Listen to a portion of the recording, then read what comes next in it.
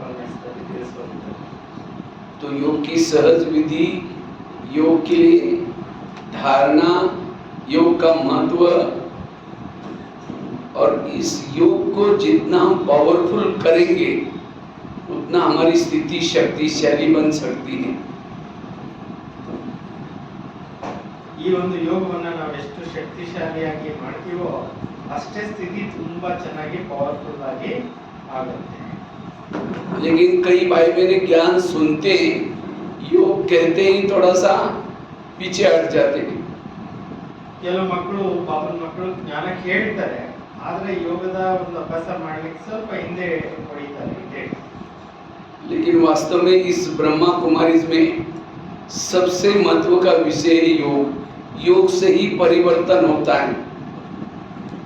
ಆದ್ರೆ ಈ ಬ್ರಹ್ಮಕುಮಾರೀಸ್ ಅಲ್ಲಿ ಯೋಗದ ಸಬ್ಜೆಕ್ಟ್ ತುಂಬಾ ಮಹತ್ವಪೂರ್ಣವಾಗಿರ್ತಕ್ಕಂಥ ಸಬ್ಜೆಕ್ಟ್ ಆಗಿದೆ. जैसे स्कूल कॉलेज में जिन बच्चों का इंग्लिश अच्छा है, मैथ्स अच्छा है, उसको अच्छा स्टूडेंट माना जाता है, इसी तरह इस विद्यालय में भी जिसका योग का विषय अच्छा है और जो योग में इंटरेस्ट लेता है वो बहुत आगे बढ़ सकता है। ಹೇಗೆ ಲೌಕಿಕ ಎಜುಕೇಶನ್ ಅಲ್ಲಿ ಮ್ಯಾಥ್ಸ್ ಇಂಗ್ಲಿಷ್ ಚೆನ್ನಾಗಿ ಓದಿದ್ರೆ ಅವರು ಒಳ್ಳೆ ಸ್ಟೂಡೆಂಟ್ ಅಂತ ಕೌಂಟಿಂಗ್ ಮಾಡ್ತಾರೆ, ಹಂಗೆ ಇಲ್ಲಿ ಕೂಡ ಯೋಗದ ಸಬ್ಜೆಕ್ಟ್ ತುಂಬಾ ಇಂಪಾರ್ಟೆಂಟ್ ಸಬ್ಜೆಕ್ಟ್ ಆಗಿದೆ. ಇದರಲ್ಲಿ ಕೂಡ ನಾವು ಚೆನ್ನಾಗಿ ಮುಂದುವರಿತೀವಿ ಅಂದ್ರೆ ಅವಾಗ ನಮಗೂ ಕೂಡ ಒಳ್ಳೆ मार्क्स ಅನ್ನೋದು ಸಿಗುತ್ತೆ. क्योंकि योग के द्वारा बाकी तीनों सब्जेक्ट को हम अच्छी तरह बना सकते हैं। जिसका केवल और सब्जेक्ट पर सेवा पर ध्यान है, योग पर ध्यान नहीं, कुछ समय के बाद वो असफल बनता है। ಯೋಗದ ಕಡೆ ಗಮನ ಇಲ್ಲ, ಬೇರೆ ಬೇರೆ ಸಬ್ಜೆಕ್ಟ್ಗಳ ಕಡೆ ಗಮನ ಇದೆ, ಸೇವೆ ಕಡೆ ಗಮನ ಇದೆ ಅಂದ್ರೆ ಮುಂದೆ ಸ್ವಲ್ಪ ಸಮಯ ಹೋಗ್ತಾ ಹೋಗ್ತಾ असफलರಾಗೋ ಚಾನ್ಸಸ್ ಇರುತ್ತೆ. कई भाई बहनें तो इसीलिए यहाँ आते हैं, सेवा करने का चांस मिलता है, फिर बहनों के संपर्क में आएंगे, मीठी मीठी वो बहनें बातें करते हैं, डोली मिलते हैं, इसीलिए आएंगे। अब कुछ समय के बाद किसी ने कुछ पूछा नहीं, पानी नहीं पूछा या कुछ हालचाल पूछा नहीं, तुरंत फीलिंग में आएंगे, आना ही बंद करेंगे। क्योंकि वो इतना दिन वो योग के लिए नहीं आते थे, लेकिन ये इसीलिए योग लगाने के लिए आओ, उसका कोई अपमान करे, उसकी निंदा करे, वो यहाँ आना छोड़ेगा नहीं कभी, क्योंकि वो अनुभव किया है उसने। ಕೆಲವೊಮ್ಮೆ ಏನಾಗುತ್ತೆ, ಕೆಲವರು ಸೇವಾ ದೃಷ್ಟಿಕೋನದಿಂದ ಬರ್ತಾರೆ, ಸಿಸ್ಟರ್ಸ್ ಬಹಳ ಚೆನ್ನಾಗಿ ಮಾತಾಡ್ತಾರೆ, ಡೋಲಿ ಕೊಡ್ತಾರೆ, ಆ ರೀತಿ ಬಹಳಷ್ಟು ಜನ ಬರ್ತಿರ್ತಾರೆ. ಸೇವೆ ಫೀಲ್ಡ್ ನಲ್ಲಿ ಕೆಲವೊಮ್ಮೆ ಸೇವೆ ಮಾಡ್ಕೊಂಡು ಬಂದ ನಂತರ ಡೋಲಿ ಸಿಗ್ಲಿಲ್ಲ ಅಥವಾ ಏನು ಸರಿಯಾಗಿ ಮಾತಾಡ್ಸಿಲ್ಲ ಅಥವಾ ಯಾರೋ ಏನೋ ಅಂದ್ರು ಅಂತಂದಾಗ ಏನಾದ್ರು ಹೋಗ್ತಾರೆ, ಅಪ್ಸೆಟ್ ಆಗ್ಬಿಡ್ತಾರೆ, ಕ್ಲಾಸ್ ಬರೋದೇ ಬಿಟ್ಬಿಡ್ತಾರೆ, ನಿಂತು ಹೋಗ್ಬಿಡುತ್ತೆ, ಈ ತರ ಕೂಡ ಆಗ್ತಾ ಇರುತ್ತೆ. इसीलिए हमें एक सब्जेक्ट बाकी ये नहीं, लेकिन यहाँ आकर के हमें योग का अनुभव करना है, और जो योग का अनुभव करता है उसकी आत्मा की प्यास बुझ जाती है, उसको कुछ देखने का, कुछ सुनने का, इस संसार से ऑटोमेटिकली वैराग आता है। ಇಲ್ಲಿ ಬಂದು ಯೋಗದ ಸಬ್ಜೆಕ್ಟ್ ನಲ್ಲಿ ಚೆನ್ನಾಗಿ ಡೀಪ್ ಆಗಿ ಹೋಗ್ಬಿಟ್ರೆ ಅವ್ರಿಗೆ ಬೇರೆ ವಿಷಯಗಳ ಕಡೆ ಗಮನ ಹೋಗೋದಿಲ್ಲ, ಯಾವುದೇ ಪರಿಸ್ಥಿತಿಗಳು ಏನು ಮಾಡ್ಲಿಕ್ಕೆ ಆಗೋದಿಲ್ಲ, ಒಳ್ಳೆ ಸ್ಥಿರವಾದಂತ ಪಕ್ಕಾ ಭಾವನ ಮಕ್ಕಳು ಆಗ್ತಾರೆ ಅಂತ ತಿಳಿಸ್ತಾ ಇದ್ದಾರೆ. और जिन्होंने योग के सब्जेक्ट को अच्छा बनाया, योग का जितना महत्व देंगे उतना उनको अति इंद्रिय सुख मिलता है, और जिनको ये अति इंद्रिय सुख मिलता है उसकी बुद्धि कहीं भी अटकेगी नहीं, भटकेगी नहीं, या लटकेगी नहीं, या झटकेगी नहीं। ಯೋಗದ ಸಬ್ಜೆಕ್ಟ್ ಗೆ ಹೆಚ್ಚಿಗೆ ಇಂಪಾರ್ಟೆನ್ಸ್ ಯಾರು ಕೊಡ್ತಾರೆ ಅವ್ರ ಜೀವನದಲ್ಲಿ ಅತೀಂದ್ರಿಯ ಸುಖದ ಅನುಭವ ಆಗುತ್ತೆ, ಅವ್ರ ಬುದ್ಧಿಯಲ್ಲಿ ಎಲ್ದಾಡೋದಿಲ್ಲ, ಸಿಕ್ಕಾಕೊಳ್ಳೋದಿಲ್ಲ, ಯಾವುದೇ ಏರುಪೇರಿನಲ್ಲಿ ಬರೋಕ್ಕೆ ಸಾಧ್ಯತೆಗಳು ಇರೋದಿಲ್ಲ.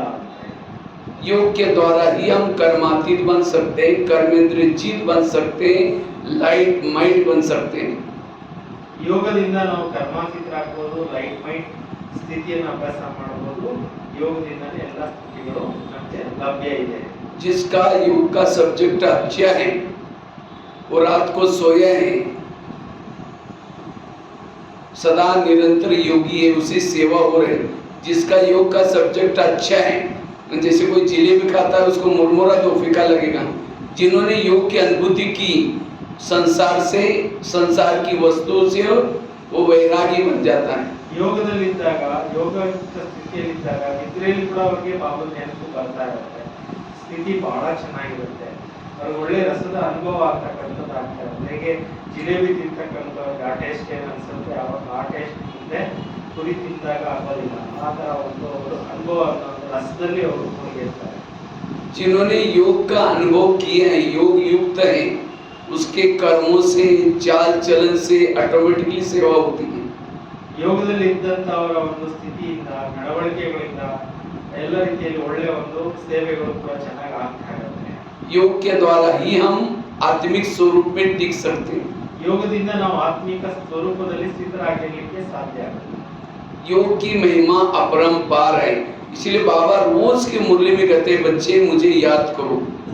ಯೋಗದ ಮಹಿಮೆ ಅನ್ನೋದು ಅಪರಂಪಾರವಾಗಿದೆ. ಅದಕ್ಕೆ ಬಾಬಾ ಹೇಳ್ತಾರೆ, ಡೈಲಿ ನನ್ನನ್ನು ನಿರಂತರವಾಗಿ ನೆನಪು ಮಾಡಿ. तो हम योग कैसे करें, और योग में वास्तव में दो चीजें काम आती हैं, मन और बुद्धि। ಯೋಗದಲ್ಲಿ ನಾವು ಯಾವ ತರ ಕೂತ್ಕೋಬೇಕು, ಯೋಗ ಯಾವ ತರ ಮಾಡಬೇಕು, ಯೋಗಕ್ಕೆ ಮುಖ್ಯವಾಗಿ ಮನಸ್ಸು ಬುದ್ಧಿ ಎರಡು ಕೆಲಸ ಮಾಡಬೇಕು. और जिन्होंने योग का अभ्यास किया उसका मनन चिंतन ज्ञान का सब्जेक्ट भी बहुत अच्छा होता है।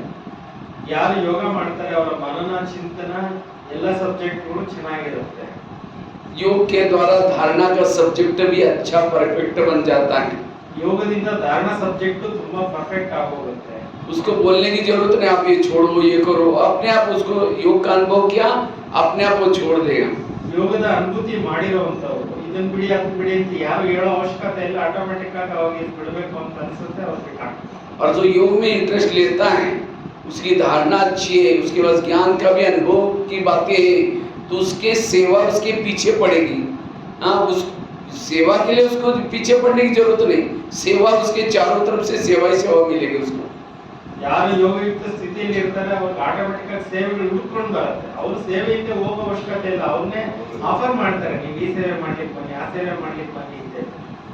इसीलिए बाबा कहते हैं योग के सब्जेक्ट को अच्छा बनाओ, बाकी सब कुछ अच्छा बन जाएगा। ಯೋಗದ ಸಬ್ಜೆಕ್ಟ್ ಅನ್ನ ಚೆನ್ನಾಗಿ ಮಾಡ್ಕೊಂಡ್ಬಿಡಿ, ಆಟೋಮೆಟಿಕ್ ಆಗಿ ಎಲ್ಲ ಸಬ್ಜೆಕ್ಟ್ಗಳು ಚೆನ್ನಾಗಿ ಆಗೇ ಆಗುತ್ತೆ. जितना हम योग युक्त रहते हैं उतना माया के लिए हम एक प्रकार का कवच बनाते हैं, उस कवच के अंदर माया प्रवेश नहीं कर सकती। ಎಷ್ಟು ಯೋಗಯುಕ್ತವಾಗಿ ಇರ್ತೀವಿ ಅಷ್ಟು ನಮ್ಮ ಸುತ್ತಲೂ ಒಂದು ಓರ ಅರ್ಥಾತ್ ಕವಚ ಕ್ರಿಯೇಟ್ ಆಗೋಗ್ಬಿಡುತ್ತೆ, ಅದರೊಳಗಡೆ ಯಾವುದೇ ಎಂಟ್ರಿ ಆಗಲಿಕ್ಕೆ ಸಾಧ್ಯತೆಗಳು ಇರೋದಿಲ್ಲ. इसलिए हमें योग से अपने आत्मा का ओरा बढ़ाना है। जैसे कोई बल्ब होता है 0 का, कोई होता है 40 का, कोई होता है 60 का बल्ब 60 वोल्ट का, कोई मरकुरी का होता है 100 वोल्ट का भी होता है। इसी तरह ये योग जितना बाबा से कनेक्ट होते हैं उतना आत्मा का ओरा बढ़ता है, और जितना आत्मा का ओरा संगमी में ज्यादा है उतना उसका राज्य भी बड़ा होगा। ಯಾರು ಯೋಗ ಮಾಡ್ತಾ ಮಾಡ್ತಾ ಈ ಒಂದು ಓರಾ ಕ್ರಿಯೇಟ್ ಮಾಡ್ಕೊಳ್ತಾರೆ, ಅಂದ್ರೆ ಬೆಳಕಿನ ಒಂದು ಸ್ವರೂಪವನ್ನ ಹೆಚ್ಚಿಗೆ ಕ್ರಿಯೇಟ್ ಮಾಡ್ಕೊಳ್ತಾರೆ, ಅವರ ದಿನೇ ದಿನೇ ಅವರ ಒಂದು ಪ್ರಭಾವ ಅನ್ನೋದು ಜಾಸ್ತಿ ಆಗ್ತಾ ಹೋಗುತ್ತೆ, ಮತ್ತೆ ಅವ್ರದ್ದು ಕೂಡ ರಾಜ್ಯ ವಿಸ್ತಾರ ಆಗ್ತಾ ಹೋಗುತ್ತೆ, ಸೇವೆ ಕ್ಷೇತ್ರಗಳು ಕೂಡ ಬೆಳೀತಾ ಹೋಗುತ್ತೆ. योग के द्वारा हमारी वाणी में बल आता है, दृष्टि में बल आता है, कर्मों में बल आता है। ಯೋಗದಿಂದ ವಾಣಿನಲ್ಲಿ, ದೃಷ್ಟಿನಲ್ಲಿ ಎಲ್ಲದರಲ್ಲಿ ಕೂಡ ಬಲ ಅನ್ನೋದು, ಶಕ್ತಿ ಅನ್ನೋದು ಬರಲಿಕ್ಕೆ ಶುರುವಾಗುತ್ತೆ. योग दो प्रकार के, एक बैठ करके योग, दूसरा कर्मों का योग। ಒಂದು ಕೂತ್ಕೊಂಡು ಯೋಗ ಮಾಡುವಂಥದ್ದು, ಇನ್ನೊಂದು ಕರ್ಮಯೋಗ. इन दोनों में से भी महत्व का है बैठ करके वाला योग। ಇದಕ್ಕೆ ಮಹತ್ವಪೂರ್ಣವಾದಂತ ಯೋಗ ಅಂದ್ರೆ ಕೂತ್ಕೊಂಡು ವಿಶೇಷವಾಗಿ ಅಭ್ಯಾಸ ಮಾಡೋ ಯೋಗ. कर्मों में योग लगाने से विकर्म विनाश नहीं होते, लेकिन कर्मों में जो हम देखते हैं सुनते हैं उसका प्रभाव बैठ करके योग के समय नहीं पड़ेगा। ಯಾವಾಗ ಕರ್ಮದಲ್ಲಿ ನಾವು ಯೋಗ ಮಾಡ್ತೀವಿ ಅದರ ಪ್ರಭಾವ ಅಷ್ಟೊಂದು ಬೀಳೋದಿಲ್ಲ, ಯಾಕೆಂದ್ರೆ ನಡೀತಾ ಓಡಾಡ್ತಾ ಮಾಡ್ತಿರ್ತೀವಲ್ಲ, ಆದ್ರೆ ವಿಶೇಷವಾಗಿ ಕೂತ್ಕೊಂಡಾಗ ಯೋಗ ಚೆನ್ನಾಗಿರುತ್ತೆ ಅಂತ ಹೇಳ್ತಾರೆ. हम जो बैठ करके योग करते हैं एकाग्रता वाला योग, उससे हमारे विकर्म विनाश होते हैं। ಕೂತ್ಕೊಂಡು ಮಾಡ್ತಕ್ಕಂಥ ಯೋಗದಿಂದ ಪಾಪಕರ್ಮಗಳು ವಿನಾಶ ಆಗುತ್ತೆ. लेकिन अब जिन्होंने बैठ करके योग किया उसका कर्मों में योग ऑटोमेटिकली लग जाता है। ಕೂತ್ಕೊಂಡು ಅಭ್ಯಾಸ ಮಾಡಿ ಯೋಗ ಮಾಡ್ತಕ್ಕಂಥವ್ರು ಆಟೋಮೆಟಿಕ್ ಆಗಿ ಕರ್ಮದಲ್ಲಿ ಯೋಗ ಬಂದ್ಬಿಡುತ್ತೆ ನ್ಯಾಚುರಲ್ ಆಗಿ. और हमारा बैठ करके योग वर्तमान के माया के प्रभाव अनुसार 3 घंटा 4 घंटे के बीच में चाहिए। ನಮ್ದು ಯೋಗ ಕೂತ್ಕೊಂಡು ಮಾಡ್ತಕ್ಕಂಥ ಯೋಗ 3-4 ಅವರ್ ಒಳಗಡೆ ಇರಬೇಕು ಮಿನಿಮಮ್. 3-4 घंटे के बीच में और सहज कर सकते हैं हम। 3-4 ಗಂಟೆಗಳಲ್ಲಿ ಸಹಜವಾಗಿ ಯೋಗನ ಮಾಡಬಹುದು. और वो भी केवल घंटे गिनने वाला नहीं, विधि पूर्वक योग करना है। ಅದು ಕೂಡ ಕೌಂಟಿಂಗ್ ಅಲ್ಲ, ವಿಧಿ ಪೂರ್ವಕವಾಗಿ ಯೋಗ ಮಾಡಬೇಕು. ಟೈಮ್ ಆಗೋಯ್ತು ಅಂತ ಹೇಳ್ಬಿಟ್ಟು ಇಷ್ಟು ಅವರ್ ಆಗೋಯ್ತು ಅಷ್ಟು ಅವರ್ ಆಯ್ತು ಅಲ್ಲ. और जैसे बताया बैठक योग में 2 चीजें काम आते हैं, बुद्धि दूसरा मन। ಯೋಗದಲ್ಲಿ ಕೂತ್ಕೊಂಡಾಗ ಮನಸ್ಸು ಬುದ್ಧಿ ವಿಶೇಷವಾಗಿ ಕಾರ್ಯಕ್ಕೆ ಉಪಯೋಗಿಸಬೇಕು. क्योंकि हमारी बैठ करके कोई दूसरी कर्मेंद्रिय परमात्मा के पास नहीं जाती, केवल मन और बुद्धि जाती है। ನಾವು ಯೋಗದಲ್ಲಿ ಕೂತ್ಕೊಂಡಿದ್ದಾಗ ಬೇರೆ ಯಾವುದೇ ಕರ್ಮೇಂದ್ರಿಯಗಳು ಭಗವಂತನ ಬಳಿಗೆ ಹೋಗೋದಿಲ್ಲ, ಮನಸ್ಸು ಬುದ್ಧಿ ಎರಡೇ भगवंतन बड़े होगी बರುತ್ತೆ. और ये दोनों में से भी महत्व का है बुद्धि। बुद्धि परमात्मा की तरफ जाती है, बुद्धि जाती है क्योंकि बुद्धि बॉस है, मन उसका नौकर है। ಈ ಮನಸ್ಸು ಬುದ್ಧಿ ಎರಡರಲ್ಲಿ ವಿಶೇಷವಾಗಿ ಬುದ್ಧಿದು ಜಾಸ್ತಿ ಮಹತ್ವ ಇದೆ. ಬುದ್ಧಿನೇ ಶಿವಭೋಗದ ಬಳಿಗೆ ಹೋಗುತ್ತೆ, ಅನುಭವಗಳನ್ನು ಮಾಡುತ್ತೆ. क्योंकि बुद्धि में जितना परमात्मा का दृश्य दिखता है, विजन दिखता है, उतना मन में उसके बारे में विचार चलेंगे। ಬುದ್ಧಿಗೆ ಅನೇಕ ಒಂದು ದೃಶ್ಯಗಳು ಕಾಣ್ತವೆ, ಆ ವಿಷನ್ಸ್ ಅಂತಕ್ಕಂಥದ್ದಾಗುತ್ತೆ. ಅದರಿಂದ ಯೋಗದಲ್ಲಿ ವಿಭಿನ್ನ ಪ್ರಕಾರದ ಅನುಭವಗಳು ಮಾಡಬಹುದು. जैसे आकाश के चंद्रमा को पानी में देखना है तो पानी स्थिर चाहिए। ಹೇಗೆ ನೀರಿನಲ್ಲಿ ಆಕಾಶದಲ್ಲಿರೋ ಚಂದ್ರನ ನೋಡ್ಬೇಕಂದ್ರೆ ನೀರು ಸ್ಥಿರವಾಗಿರ್ಬೇಕಾಗುತ್ತೆ.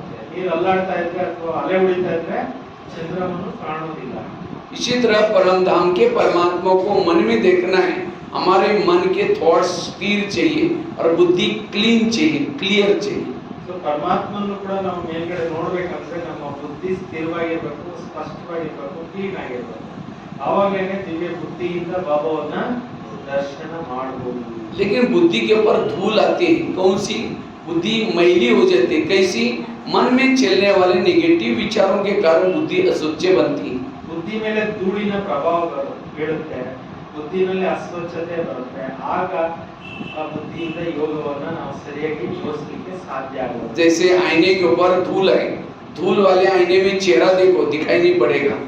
ಹೇಗೆ ಕನ್ನಡಿ ಇದೆ, ಕನ್ನಡಿ ಮೇಲೆ ಧೂಳು ಕೂತ್ಕೊಂಡು ಬಿಟ್ಟಿದ್ರೆ ನಿಮ್ಮ ಫೇಸ್ ಸ್ಪಷ್ಟವಾಗಿ ಕಾಣೋದಿಲ್ಲ.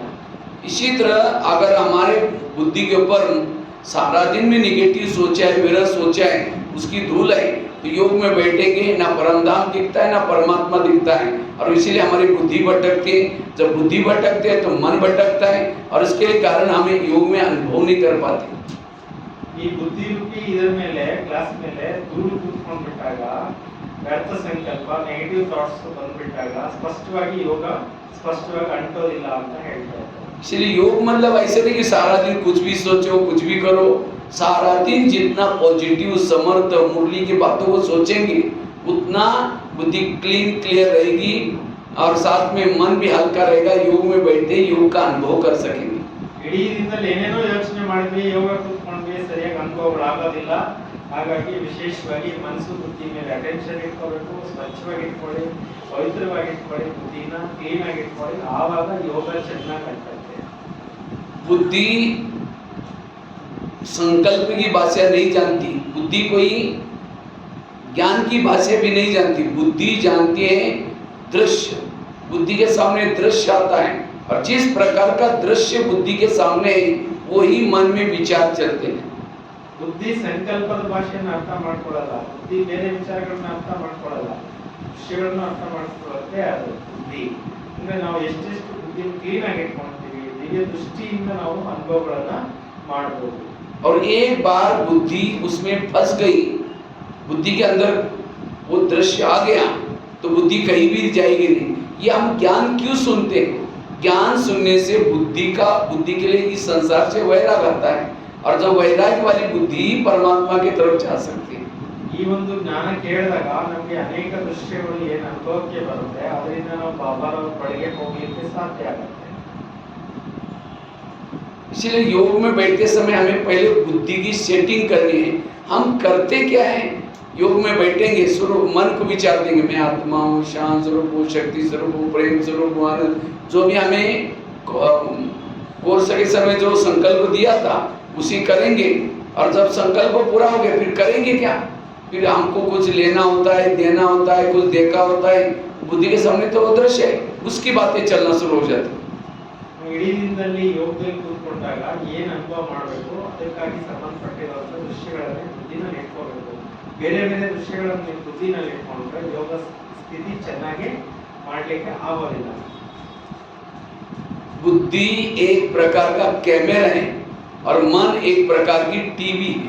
ಬುದ್ಧಿ ಒಂದು ಪ್ರಕಾರದ ಕ್ಯಾಮ್ರಾ ಆಗಿದೆ, ಮನಸ್ಸು ಒಂದು ಟಿವಿ ಇದ್ದಂಗೆ. जैसे कैमरे की सेटिंग जिस चित्र की तरफ होती है वही दृश्य क्या होता है टीवी में आता है. ಈ ಕ್ಯಾಮ್ರಾದಲ್ಲಿ ಹೆಂಗೆ ದೃಶ್ಯಗಳೆಲ್ಲ ರೆಕಾರ್ಡ್ ಆಗುತ್ತೆ ಅದೇ ತರ ಬುದ್ಧಿಯಿಂದ ಕೂಡ ಇದು ರೆಕಾರ್ಡಿಂಗ್ ಆಗ್ತಾ ಇರುತ್ತೆ. लेकिन हम क्या करते हैं बुद्धि को सेटिंग नहीं करते, बैठते ही योग में केवल थॉट्स देना शुरू करते हैं और इसके कारण फिर बुद्धि स्थिर नहीं रहती. ಬುದ್ಧಿನ ಸೆಟ್ ಮಾಡ್ಕೊಳ್ಳೋದಿಲ್ಲ, ಕೂತ್ಕೊಳ್ತಾ ಇದ್ದಂಗೆ ಯೋಗದಲ್ಲಿ ಸಂಕಲ್ಪಗಳನ್ನು ಮಾಡ್ತೇವೆ, ಅದರಿಂದ ಸ್ಥಿರವಾಗಿ ಬುದ್ಧಿ ಏಕಾಗ್ರವಾಗಿ ಆಗೋದಕ್ಕೆ ಸಾಧ್ಯ ಆಗುತ್ತೆ. बुद्धि गाय है, मन उसका बछड़ा है. ಬುದ್ಧಿ ಒಂದು ಹಸು ಆದ್ರೆ ಮನಸ್ಸು ಮಗು ಇದ್ದಂಗೆ. जिसे गाय है यार बछड़े को मार पिटाई करके दूर भगाओ नहीं जाएगा, छलांग लगा करके गाय के पास जाएगा. ಬುದ್ಧಿ ಆ ಒಂದು ಹಸು ಮಗುವನ್ನ ಅಂದ್ರೆ ಕರುನ ಓಡಿಸಿದ್ರು ಕೂಡ, ಸಂಕಲ್ಪ ಅಂದ್ರೆ ಮನಸ್ಸನ್ನ ಓಡಿಸಿದ್ರು ಕೂಡ ಓಡಿಸಿದ್ರು ಮತ್ತೆ ಅದು ಹೋಗೋದಿಲ್ಲ, ಮತ್ತೆ ನೆಗೆದುಕೊಂಡು ತಾಯಿ ಹತ್ರ ಮತ್ತೆ ಬರುತ್ತೆ. इसीलिए कहते हैं जहाँ हमारा ध्यान है वहाँ हमारा मन होता है. ಅದರಿಂದ ಹೇಳಲಾಗುತ್ತೆ ಎಲ್ಲಿ ನಮ್ಮ ಗಮನ ಇರುತ್ತೆ ಅಲ್ಲಿ ನಮ್ಮ ಯೋಗ ಇರುತ್ತೆ. तो बुद्धि क्या चीज है, एक घटना आपको सुनाता हूँ, इससे पता चलेगा बुद्धि है क्या. ಬುದ್ಧಿ ಹೇಗೆ ಅನ್ನೋದ್ರ ಬಗ್ಗೆ ಒಂದು ಘಟನೆ ಹೇಳ್ಕೊಡ್ತೀನಿ, ಅದರಿಂದ ನಿಮ್ಗೆ ಗೊತ್ತಾಗುತ್ತೆ. जैसे अभी आपको कहा कि इसी समय मधुबन में ओम शांति भवन के सामने आप खड़े हैं. ओम शांति भवन पीछे साइड पर पहाड़ी है, पीछे बैकग्राउंड में तो दो साइड पर दो योगी के गुंबद बने, बीच में ओम शांति भवन के अंदर ऊपर एक सीढ़ी है, ये गड़ी भी है और बीच में सीढ़ी है, उस सीढ़ी चढ़ करके आप ऊपर जा रहे हैं ओम शांति भवन के अंदर. ನೀವು ಇಲ್ಲೇ ಕೂತಿದ್ದೀರಿ, ಈಗ ಓಂ ಶಾಂತಿ ಭವನನ್ನ ಇಲ್ಲಿಂದನೇ ವಿಜುವಲೈಸೇಷನ್ ಮಾಡ್ಕೊಳ್ಳಿ. ನೀವು ಓಂ ಶಾಂತಿ ಭವನದ ಎದುರುಗಡೆ ನಿಂತಿದ್ದೀರಿ, ಹಿಂದ್ಗಡೆ ಒಂದು ದೊಡ್ಡ ಬೆಟ್ಟ ಇದೆ, ಆಮೇಲೆ ಓಂ ಶಾಂತಿ ಭವನ ಸೆಂಟರ್ ನಲ್ಲಿ ಒಂದು ಗಡಿಯಾರ ಇದೆ, ಮೇಲ್ಗಡೆ ಶಿವಬಾಬಾ ಚಿತ್ರ ಇದೆ, ಪಕ್ಕದಲ್ಲಿ ಮೇಲ್ಗಡೆ ಒಂದು ಮೆಟ್ಲಿದೆ. ಇಲ್ಲಿಂದನೇ ನೀವು ಆ ದೃಶ್ಯಗಳನ್ನ ನೋಡ್ಬೋದಲ್ವಾ, ನೋಡ್ ಬಂದಿರೋರು ಅನ್ಸುತ್ತಲ್ವಾ, ಇಲ್ಲೇ ಕಾಣಿಸ್ತಾ ಇದೆಯಲ್ವಾ ಇಲ್ಲಿ ಕೂತಿದ್ದೀರಲ್ಲ. और जैसे ओम शांति भवन के अंदर प्रवेश किया तो गैलरी में एक सोरख का मॉडल बना हुआ है कांच का, वो देख करके आप ओम शांति भवन के अंदर गए. पीछे घड़ी जैसे सृष्टि चक्र को घड़ी के रूप में बनाया. फिर बाबा का एक चित्र है, सर्वात्मा का पिता एक चित्र एक बाजू में, दूसरी बाजू में सोरख का वो चित्र बनाया. ಒಳಗಡೆಗೆ ಎಂಟ್ರಿ ಆಗ್ತಾ ಇದ್ದಂಗೆ ಫಸ್ಟ್ ಎಂಟ್ರೆನ್ಸ್ ನಲ್ಲಿ ಸ್ವರ್ಗದ ತುಂಬಾ ಬ್ಯೂಟಿಫುಲ್ ಮಾಡೆಲ್ಸ್ ಮಾಡಿದ್ದಾರೆ, ಎಲ್ಲ ಕಾರ್ವಿಂಗ್ಸ್ ನಲ್ಲಿ, ಅದನ್ನ ನೀವು ನೋಡ್ಕೊಂತೀರಿ. ಅಲ್ಲಿಂದ ಒಳಗಡೆ ಓಂ ಶಾಂತಿ ಭವನದ ಒಳಗಡೆ ಎಂಟ್ರಿ ಆಗ್ತೀರಾ, ಅಲ್ಲಿ ಬ್ಯಾಕ್ ಸೈಡ್ ನಲ್ಲಿ ದೊಡ್ಡ ಸೃಷ್ಟಿ ಚಕ್ರ ಚಿತ್ರವನ್ನ ಮಾಡಿದ್ದಾರೆ, ಅದನ್ನ ನೀವು ದರ್ಶನ ಮಾಡ್ಕೊಂತೀರಿ. ಸ್ಟೇಜ್ ನಲ್ಲಿ ಅಕ್ಕಪಕ್ಕ ಒಂದ್ ಕಡೆ ಸ್ವರ್ಗ ಇದೆ, ಒಂದ್ ಕಡೆ ಸರ್ವಾತ್ಮ ಅಂತ ಚಿತ್ರ ಇದೆ, ಅದನ್ನ ಇಲ್ಲಿಂದಲೇ ನೀವು ವಿಜುವಲೈಸೇಷನ್ ಮಾಡ್ಕೊಂಡು ಏನ್ ಮಾಡ್ಬೋದು. ओम शांति भवन देख करके आप नीचे गेट पर आए, पांडवन का गेट. गेट में प्रवेश करते ही सौरभ कृष्ण का गोले वाला चित्र, हाथ में गोला सृष्टि चक्र का, वहां से आप शांति स्तंभ के ऊपर गए. शांति स्तंभ जहाँ मार्बल का बना हुआ है, सफेद मार्बल का, और उसको ये लिखा हुआ है पवित्र स्तंभ, ज्ञान स्तंभ, शक्ति स्तंभ, आबू तीर्थों में महातीर्थ, और उसको आप चक्कर लगा करके धीरे धीरे बाबा के झोपड़ी की तरफ जा रहे हैं. ये फर्स्ट ಓಂ ಶಾಂತಿ ಭವನ ದರ್ಶನ ಮಾಡ್ಕೊಂಡ್ರಿ, ಅಲ್ಲಿಂದ ಪಾಂಡವನ್ ಗೇಟ್ ಮುಖಾಂತರ ಒಳಗಡೆಗೆ ಎಂಟ್ರಿ ಆಗ್ತಾ ಇದ್ದಂಗೆ ಶ್ರೀಕೃಷ್ಣ ಗ್ಲೋಬ್ ಎತ್ಕೊಂಡು ಬರ್ತಾ ಇರೋ ಸ್ವರ್ಗದ್ದು ಮಾಡೆಲ್ ಮಾಡಿದ್ದಾರೆ. ಅಲ್ಲಿಂದ ನೀವು ಎಂಟ್ರಿ ಆದ್ರಿ, ಒಳಗಡೆಗೆ ಎಂಟ್ರಿ ಆಗಿ ಬಾಬಾರವರ ಶಾಂತಿ ಸ್ತಂಭ ಹತ್ರ ಹೋದ್ರಿ. ಶಾಂತಿ ಸ್ತಂಭ ಸುತ್ತಲೂ ಒಂದು ರೌಂಡ್ ಹಾಕಿದ್ರಿ, ಅದ್ರ ಮೇಲೆ ಬಹಳಷ್ಟು ಸ್ಲೋಗನ್ಸ್ ಎಲ್ಲ ಬರ್ತಿದ್ದಾರೆ, ಅದನ್ನೆಲ್ಲ ಓದ್ಕೊಂಡ್ರಿ. ಅಲ್ಲಿಂದ ಸೀದಾ ನೀವು ಬಾಬಾರವ್ರ ರೂಮ್ಗೆ ಹೋದ್ರಿ. ಇದೆಲ್ಲ ಇಲ್ಲಿಂದ ನೋಡ್ತಾ ಇದ್ದೀರಲ್ಲ, ಹೋಗಿ ಬಂದಿರೋರು ಇಲ್ಲಿಂದಾನೇ ಅನುಭವ ಮಾಡ್ತಾ ಇದ್ದೀರಲ್ಲ, ಹೊಸಬರಿಗೆ ಹಳಬರಿಗೆ ಹೇಳ್ತಾ ಇರೋದು, ನೋಡ್ಕೊಂಡು ಬಂದಿರೋರಿಗೆ ಇಲ್ಲಿಂದಾನೇ ನೀವು ಇದೆಲ್ಲ ದೃಶ್ಯಗಳನ್ನ ಬುದ್ಧಿಯಿಂದ ನೋಡ್ತಾ ಇದ್ದೀರಲ್ಲ, ಇಮರ್ಜ್ ಆಗ್ತಾ ಇದೆಯಲ್ಲ. जैसे बाबा के झोपड़ी में गए, झोपड़ी में गदीला रखा हुआ है जिसके ऊपर बाबा बैठ करके पत्र लिखते थे बच्चों को, और एक बाबा का पत्र लिखता हुआ फोटो भी है. वहाँ से आप झोपड़ी से धीरे से आप बाहर निकले, झूला है, झूले पर 2 मिनट बैठ करके आप बाबा के रूम में जा रहे, जहाँ बाबा निवास करते थे, जहाँ आजकल भोग लगाया जाता है, बाबा के खटिए भी बाजू में रखी हैं। ಅಲ್ಲಿಂದ ನೀವು ಸೀದಾ ಬಾಬಾ ಅವರ ಕುಟೀರ ಹತ್ರ ಹೋಗ್ತೀರಾ, ಕುಟೀರದ ಒಳಗಡೆ ಎಂಟ್ರಿ ಆಗ್ತೀರಾ, ಕುಟೀರದ ಒಳಗಡೆ ಬಾಬಾ ಅವರು ಬೆಡ್ ಹಾಕ್ಸಿದ್ದಾರೆ, ಅಲ್ಲಿ ಬಾಬಾ ಅವರು ಕುತ್ಕೊಂಡು ಮುರಳಿ ಬರೀತಾ ಇರುವಂತ ಒಂದು ಫೋಟೋ ಇದೆ, ಅದನ್ನೆಲ್ಲ ನೋಡ್ತೀರಾ, ಅದನ್ನೆಲ್ಲ ದರ್ಶನ ಮಾಡ್ಕೊಂಡು ಅಲ್ಲಿಂದ ಸೀದಾ ಬಾಬಾ ಅವ್ರ ಕಮರ ಇದೆ ರೂಮ್, ಅಲ್ಲಿ ಹೋಗ್ತೀರಾ, ಅಲ್ಲಿ ಕೂಡ ಒಂದು ಕಾಟ್ ಇದೆ, ಅಲ್ಲಿ ಕೂಡ ನೀವು ನೋಡ್ತೀರಾ ಬಾಬಾ ಅವರು ಅಲ್ಲಿ ಕೂಡ ತಪಸ್ಸನ್ನ ಮಾಡಿಸ್ತಾ ಇದ್ರು ಆ ವಿಷಯಗಳನ್ನ ಈಗಿಂದಲೇ ನೀವು ಏನ್ ಮಾಡ್ತಾ ಇದ್ದೀರಾ, ದಿವ್ಯ ಬುದ್ಧಿಯಿಂದ ನೋಡ್ತಾ ಇದ್ದೀರಾ. और वहाँ बाबा के रूम में बहुत सुंदर पावरफुल वाइब्रेशन है, क्योंकि बाबा वहाँ निवास करते थे। वहाँ से आप पीस पार्क में गए, जहाँ ओम का सीमेंट का बना हुआ है, और वहाँ से गुरु शिखर की तरफ देख रहे हैं, और पीस पार्क के बगीचे में बहुत सुंदर फूल लगे हैं, उसको आप उस दृश्य को देख रहे हैं। ಈಗ ನೀವು ಬಾಬಾ ಅವರ ರೂಮ್ ನಲ್ಲಿ ಕುತ್ಕೊಂಡ್ರೆ ಯೋಗದ ಅನುಭವ ಮಾಡಿದ್ರೆ, ಯಾಕೆಂದ್ರೆ ಅಲ್ಲಿ ಬಾಬಾ ನಿವಾಸ ಮಾಡ್ತಾ ಇದ್ರು, ಅಲ್ಲಿ ತುಂಬಾ ಶಕ್ತಿಶಾಲಿಯಾಗಿರ್ತಕ್ಕಂಥ ವೈಬ್ರೇಷನ್ಸ್ ಅನ್ನ ನೀವು ಅನುಭವನ ಮಾಡ್ತೀರಾ. ಅಲ್ಲಿಂದ ನೀವು ಹೊರಡ್ತೀರಾ, ಸೀದಾ ಪೀಸ್ ಪಾರ್ಕ್ ಹೋಗ್ತೀರಾ. ಪೀಸ್ ಪಾರ್ಕ್ ಹತ್ರ ದೊಡ್ಡದಾಗಿ ಸಿಮೆಂಟ್ ಅಲ್ಲಿ ಓಂ ಚಿತ್ರ ಮಾಡಿದ್ದಾರೆ. ಅಲ್ಲಿ ನೀವು ನಿಂತ್ಕೊಂಡು ಎಲ್ಲ ತೋಟದ ವೆರೈಟಿ ಹೂ ಗಿಡಗಳನ್ನ ನೋಡ್ತಾ ಇದ್ದೀರಿ, ರೋಸ್ ಗಾರ್ಡನ್ ನೋಡ್ತಾ ಇದ್ದೀರಿ, ಅಲ್ಲಿಂದ ಅಚಲ್ ಗಾರ್ಡನ್ ಅಲ್ಲಿಂದ ಕಾಣಿಸುತ್ತಲ್ವಾ, ಸೊ ಅದನ್ನು ಕೂಡ ಅಲ್ಲಿಂದ ನೀವು ನೋಡ್ಬೋದು. वहाँ से आप नीचे ज्ञान सरोवर में आए, किचन कॉम्प्लेक्स के सामने खड़े हैं, और वहाँ से आप धीरे धीरे नीचे शांतिवन में आए, जहाँ प्रकाश स्तंभ दादी प्रकाश नंदी का स्तंभ है, वहाँ पहुँच गए.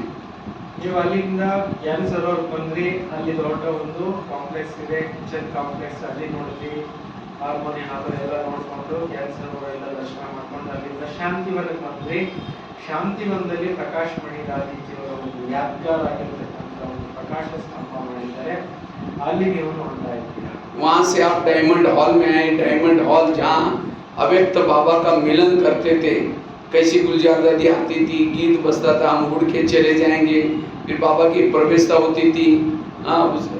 और वहाँ से आप जैसे तपस्या धाम गार्डन में गए, तपस्या धाम, वहाँ से पीछे मुड़ के एक पहाड़ी पर देखा, जा लिखा हुआ है ओम शांति, सफेद कलर से लिखा हुआ है पहाड़ी पर. ಅಲ್ಲಿಂದ ನೀವು ದಾದಿಯವರ ಪ್ರಕಾಶ ಸ್ತಂಭ ನೋಡ್ಕೊಂಡು ಸೀದಾ ಡೈಮಂಡ್ ಜುಬ್ಲಿ ಹಾಲ್ ನಲ್ಲಿ ಎಂಟ್ರಿ ಆದ್ರಿ.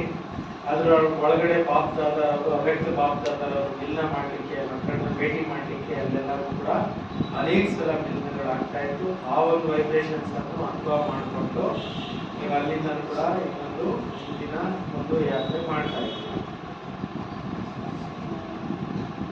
पीछे पहाड़ी पर देखा ओम शांति लिखा हुआ है. ಅಲ್ಲಿ ಬೆಟ್ಟದ ಆಚೆಗೆ ಬಂದು ನೋಡ್ತೀರಾ, ದೊಡ್ಡ ಬೆಟ್ಟ ಇದೆ, ಬೆಟ್ಟದ ಮೇಲೆ ಏನ್ ಬರ್ತಿದ್ದಾರೆ, ಓಂ ಶಾಂತಿ ಅಂತ ಬರ್ತಿದ್ದಾರೆ. तो सब ये दिखाई पड़ा अभी आप लोगों को, मधुबन का दर्शन हो गया. ಇವೆಲ್ಲ ನೀವು ನೋಡಿದ್ರೆ ಇಲ್ಲಿಂದನೇ ಕೂತ್ಕೊಂಡು ದರ್ಶನ ಆಯ್ತಾ, ನೋಡ್ಕೊಂಡು ಬಂದಿರೋರಿಗೆ ಎಲ್ರಿಗೂ ಅನುಭವ ಆಯ್ತಾ ಅಂತ ಕೇಳ್ತಾರೆ. हाँ? अभी आंखें तो मुझे देख रही हैं, ಕಣ್ಣುಗಳು ನನ್ ನೋಡ್ತಾ ಇತ್ತು. तो वहाँ कौन देख रहा था ये सब? ಕಣ್ಣುಗಳು ನನ್ ನೋಡ್ತಾ ಇತ್ತು, ನಿಮ್ಮ ಅಲ್ಲಿ ನೀವೆಲ್ಲ ನೋಡ್ಕೊಂಡು ಯಾವ್ದು ನೋಡ್ಕೊಂಡು ಬಂದ್ರಿ? इसको कहते हैं बुद्धि. ಇದಕ್ಕೆ ये है बुद्धि, पूरा जाकर के घूम के आई. ये बुद्धि का योग अभी आपका माउंट आबू में लगा था. ಈಗ ನೀವು ಪೂರ್ತಿ ಬುದ್ಧಿ ಯೋಗದ ಯಾತ್ರೆಯನ್ನ ಮಾಡ್ಕೊಂಡು ಬಂದ್ರಿ, ಮೌಂಟ್ ಆಬು ದರ್ಶನ ಮಾಡ್ಕೊಂಡು ಬಂದ್ರಿ, पवित्र पुण्य क्षेत्र को याद इसी तरह यहाँ शरीर में बैठे हुए भी यहाँ से निकल करके धीरे धीरे बुद्धि के द्वारा अव्यक्त वतन में जाना. वहाँ ब्रह्मा बाबा बैठे, उठ करके खड़े हो जाते हैं, बाबा ने आपको गले लगाया, इसका अनुभव करो. फिर बाबा ने आपके मस्तक के ऊपर एक हाथ रखा, फिर बाबा आपको दृष्टि दे रहे हैं. दृष्टि देते देते आपके अंदर की प्रकाश का शरीर गायब हो गया, एक ज्योति बिंदु आत्मा, बाबा ने आपकी आत्मा को लेकर के पावरफुल दृष्टि दी, ऊपर उछाल दिया, सीधा परम धाम में गए. इसी तरह वो दृश्य देखते जाओ. हम दृश्य नहीं देखते, केवल सोचते हैं, तब योग में प्रॉब्लम आता है. ಈಗ ಅದೇ ತರ ಹೇಗೆ ಮಧುಬನ ದರ್ಶನ ಮಾಡ್ಕೊಂಡು ಎಲ್ಲ ಪುಣ್ಯಕ್ಷೇತ್ರ ನೋಡ್ಕೊಂಡು ಬಂದ್ರೆ ಹೀಗೆ ಬುದ್ಧಿಯಿಂದ, ಅದೇ ತರ ಇಲ್ಲೇ ಕೂತ್ಕೊಂಡು ಪರಿಷ್ಠ ಸ್ವರೂಪದಲ್ಲಿ ಬ್ರಹ್ಮ ಬಾಬಾ ಅವ್ರ ಹತ್ರ ಹೋಗಿ ಪರಿಷ್ಠ ಸ್ವರೂಪ ಧಾರಣೆ ಮಾಡಿ, ನಿಮ್ದೇ ಪರಿಷ್ಠ ಆಗಿದೆ, ಅಲ್ಲಿಗೆ ಹೋಗಿ ಬನ್ನಿ, ಪರಂಧಾಮಕ್ಕೆ ನಿರಾಕಾರಿ ಲೋಕಕ್ಕೆ ಹೋಗಿ ಬನ್ನಿ, ಅಲ್ಲಿ ಬಿಂದು ಸ್ವರೂಪನ ಅನುಭವ ಮಾಡ್ಕೊಂಡು ಬನ್ನಿ. ಇವೆಲ್ಲ ಅನುಭವಗಳನ್ನ ಏನೆಲ್ಲ ಹೇಳ್ತಾ ಇರ್ತಾರೆ ಬಾಬಾ ಅವರು, ಇದೆಲ್ಲ ಅನುಭವಗಳನ್ನ ಡೈಲಿ ನೀವು ದಿವ್ಯ ಬುದ್ಧಿಯಿಂದ ಮಾಡಬಹುದು. बुद्धि देखती है, आंखें नहीं देखती. बुद्धि सुनती है, कान नहीं सुनता। ಬುದ್ಧಿ ನೋಡುತ್ತೆ, ಕಣ್ಣು ನೋಡೋದಿಲ್ಲ. ಯೋಗದಲ್ಲಿ ಕೂತ್ಕೊಂಡಾಗ ಬುದ್ಧಿ ಕೇಳುತ್ತೆ, ಕಿವಿ ಕೇಳಲ್ಲ. ಎಲ್ಲ ಒಳಗಡೆ ಈ ಮೆಕ್ಯಾನಿಸಮ್, ಮೇಲ್ಗಡೆ ಹೋಗೋದು, ಪರನಾಮಕ್ಕೆ ಹೋಗೋದು, ಬರೋದು, ಎಲ್ಲ ಅನುಭವಗಳನ್ನ ಯಾವ್ದು ಮಾಡುತ್ತೆ? ಇಲ್ಲಿಂದ ಏನಿರಲ್ಲ, ಈ ಕಣ್ಣದು ಈ ಕಿವಿದು ಇದೆಲ್ಲ ಏನಿರಲ್ಲ, ಒಳಗಡೆಯಿಂದ ಮಿಷನರಿ ಏನಾಗ್ತಾ ಇರುತ್ತೆ? ಯೋಗದಲ್ಲಿ ಕೂತ್ಕೊಂಡಾಗ ಬಾಬನ ಕಡೆಗೆ ಹೋಗೋದು ಬರೋದು, ಹೋಗೋದು ಬರೋದು ಅಭ್ಯಾಸ ಮಾಡಿ. एक बार अकबर नमाज पढ़ने के लिए बैठे थे, चद्दर डाली थी, नमाज पढ़ रहे थे। उसी समय वहां से माता जी चली गई, तो अकबर ने उसको बुलाया, वो चद्दर के ऊपर से गई। अकबर को गुस्सा आया, उसने बुलाया, आवाज लगाया, आई नहीं, चली गई।